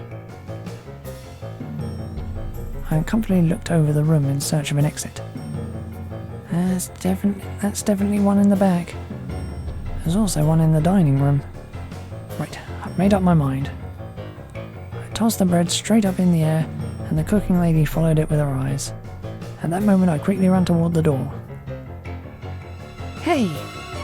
Nash! Keep tossing food around like that, and you'll pay for it one day. Phooey!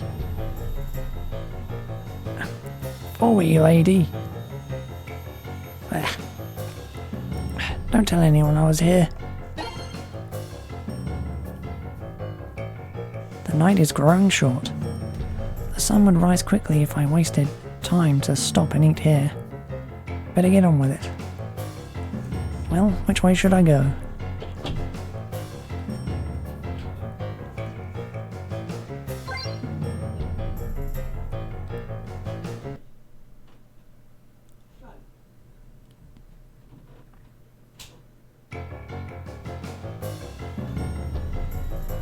I went up to the second floor and after a quick turn found myself in a corridor lined with countless doors.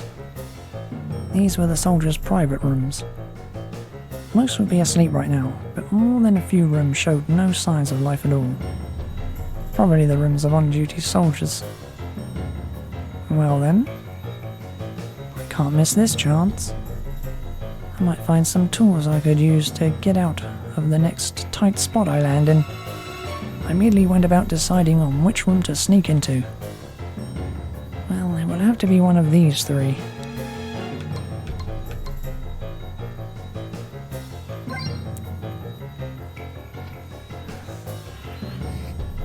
The personal belongings should be in the bag. The personal belongings should be in the bag by the base of the bed.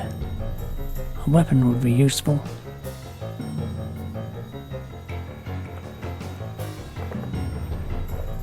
Flaming arrows talisman, huh? Don't mind if I do. I put everything back in order and quietly closed the door to the room. I continued down the hall and went back down the stairs, coming upon a narrow passage that led outdoors. I peeked outside and spotted a path that went behind the barracks, leading to a grove of trees.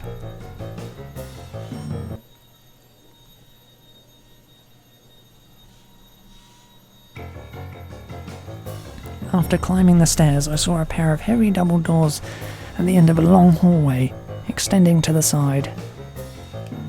Hung above the massive doors was a decorative plate with commander's chambers etched on it. So the time has finally come.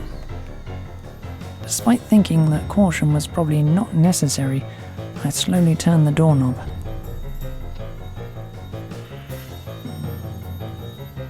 Quietly opening the door, the first thing I saw was an empty bottle on the floor. My gaze was then drawn to a nearby sofa, upon which I was amazed to see a man sleeping. So this is Barge, sleeping so soundly. Well, we can't have that.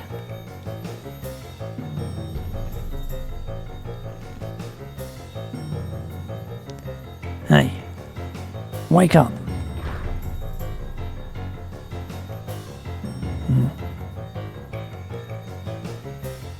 You! Yeah. What the hell is this?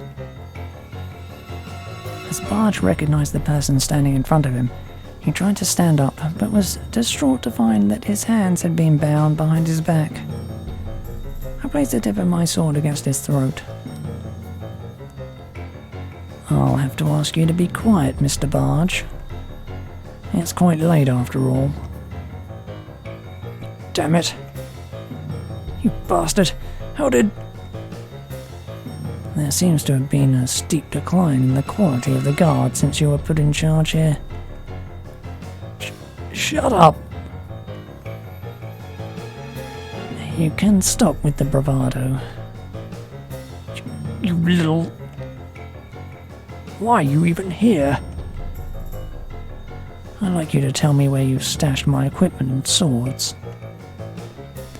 I'd assume they'd be here, but it looks like my guess was off the mark. Like I'd know that.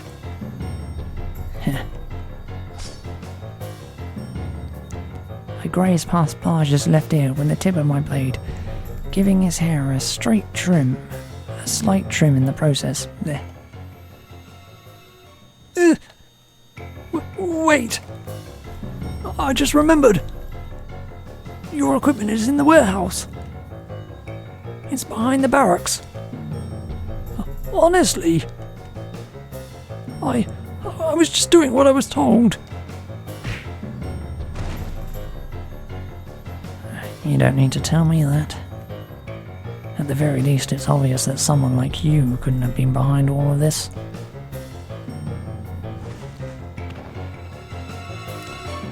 Locking the door from the inside, I went out the window and jumped down into the courtyard and ran towards the warehouse in the darkness.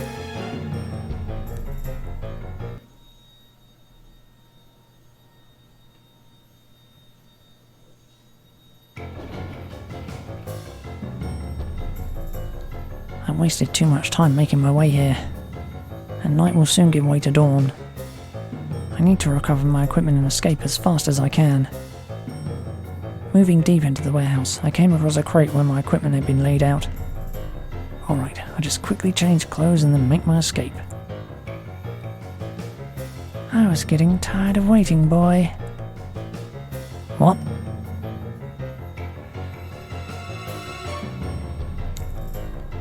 Oh my god, that's Wang.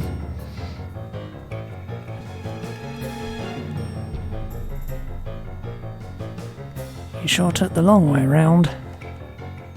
Perhaps you had a tearful farewell with some woman. Wang. This is Wang. Skilled member of the guards, master of martial arts, and a thoroughly unpleasant man. But I thought all the veterans had been sent away with Captain Bandam. What the hell are you doing here? Aren't you supposed to be out on some secret mission? With everyone out on such important missions, who's going to stick around to look after the fort? Not to mention we've got this new incompetent hack running things around here now. But still, even if I'm only one man, the defense of this fort will be perfect. So that's your story. Are you sure you weren't left behind because you're a lazy drunkard? Boy, you better watch your mouth. Unless you're planning to get yourself killed before ever seeing another sunrise. I'm not really planning to get myself killed after, either. What a fun thing to say. Boy, do you really think you'll be able to get past me? Guess I was more just hoping that you'd let me off easy and look the other way. Unfortunately, I am a dutiful man. I follow my orders to the letter. Well, I guess it can't be helped then. Yeah, it's unavoidable.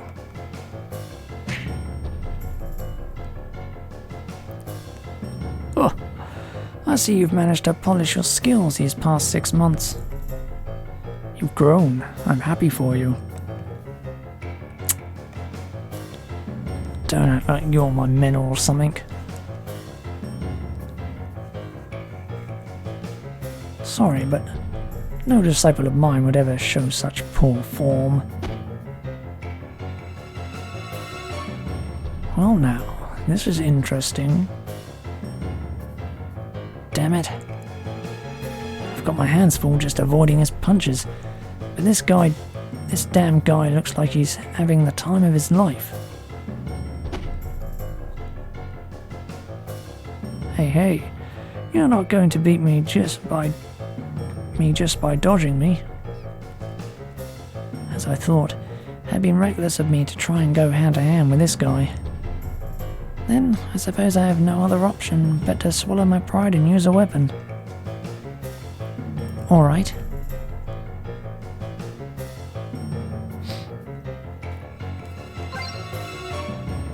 It's probably not the kind of guy I can take in a straight fight.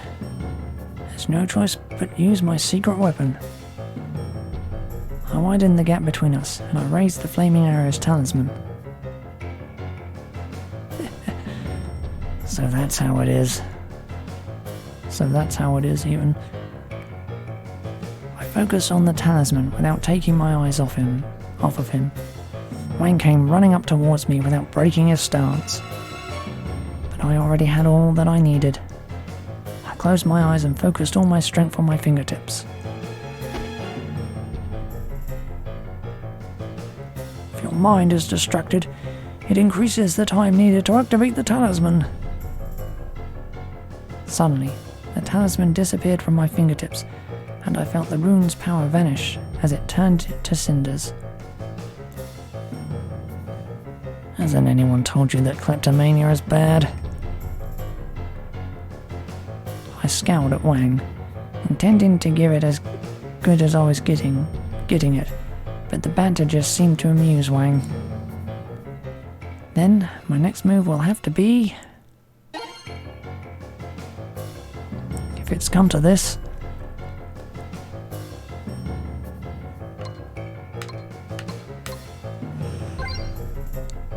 there's no choice anymore but to go all out. Preparing to use my killing move, I looked towards where my equipment was placed. Hey, don't look away. Perhaps Wang had managed to anticipate my next move, as when I had tried to make for my equipment, he immediately swooped in to block my passage. You can have those as a reward if you beat me. Guess it won't be that easy. Then my next move will have to be...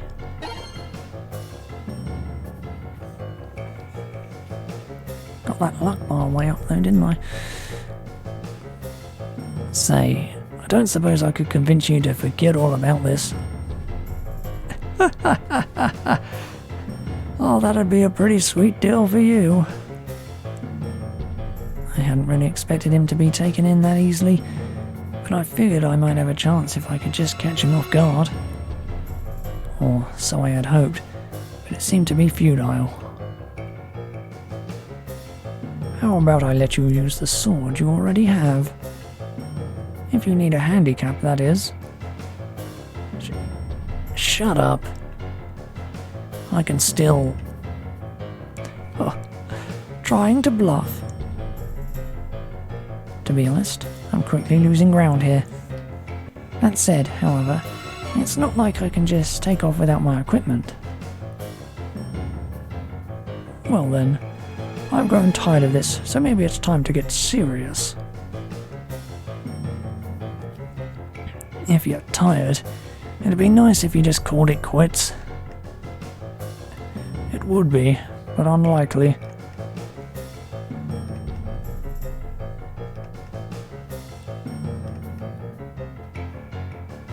Hey Nash, what are you going to do once you get away from the guards?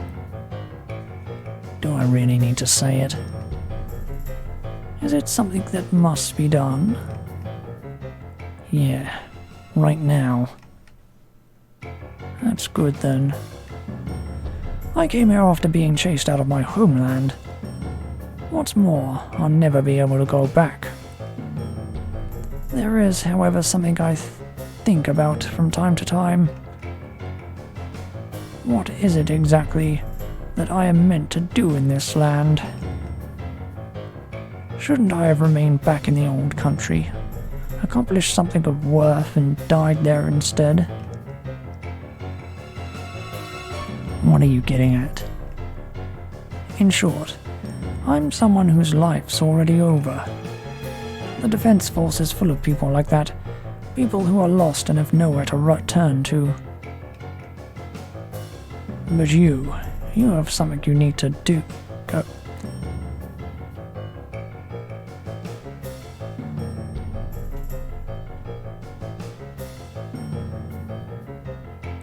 But you have somewhere you need to go, something you need to do, and a place to return to. Isn't that right? Perhaps. That's something to be happy about.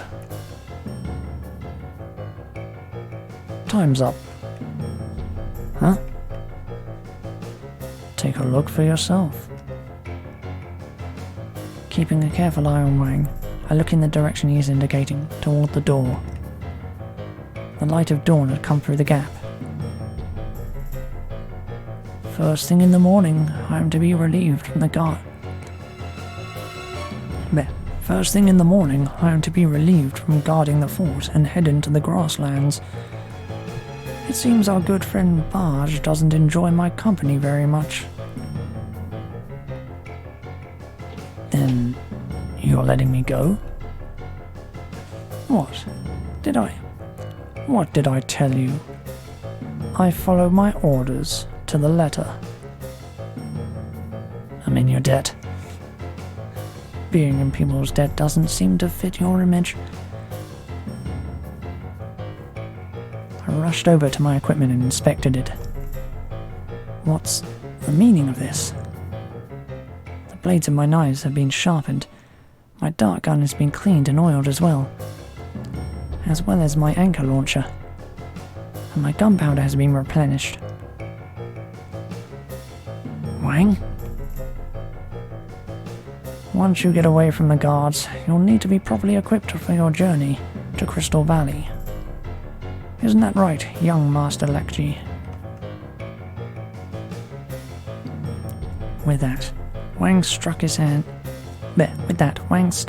in his pockets and quietly made his exit. I quickly changed clothes and put on my equipment. With this, making my way through the gates to freedom is no longer an impossibility.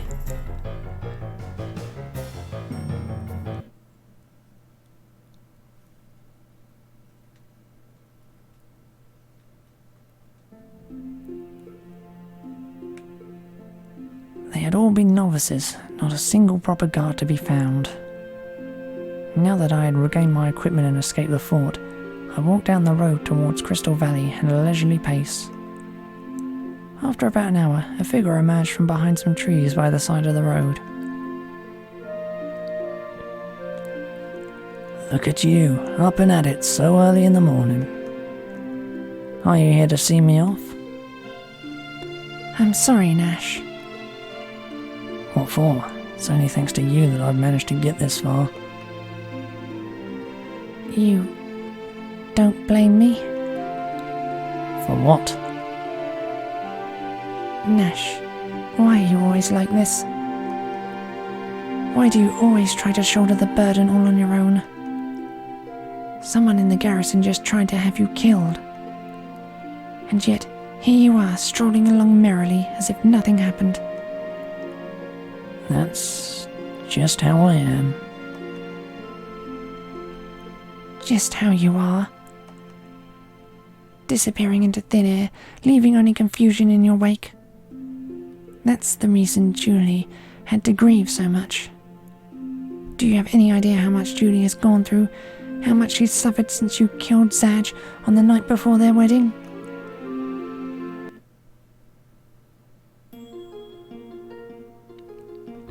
Lena's words evoked memories within me. That day, that night, that moment. It was the day before the wedding between Julie and Zaj. I stood at the threshold of the Lakji house for the first time in a long while. Honestly, I should have had my arms full with celebratory gifts for the happy couple. If it wasn't for that one thing.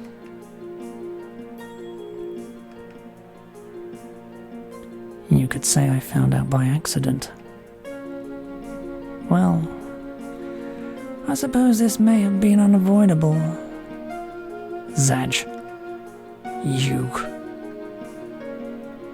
I saw Zaj slip a small gun into his palm, and then Julie opened the door on the other side and came into the room.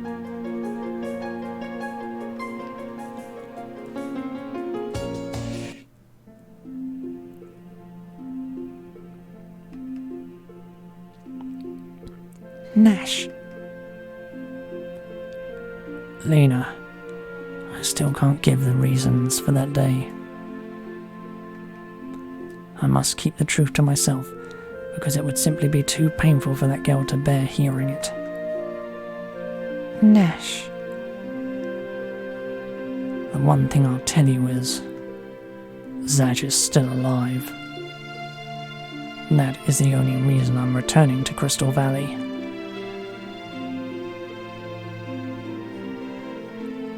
With Lena lost for words, I turned my back to her and started walking down the road again. till this is over, I can't tell anyone the truth. No, perhaps not even then. Hi, Purple. You have come in right at the end of my stream today. Still more game, but... I know for a fact it's 4 parts long, so 2 parts a day is what I'm doing.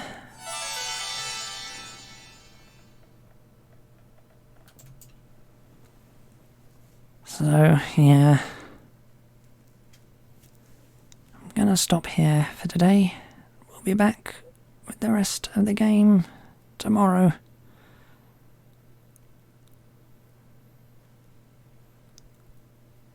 So that will be all for now. Bye.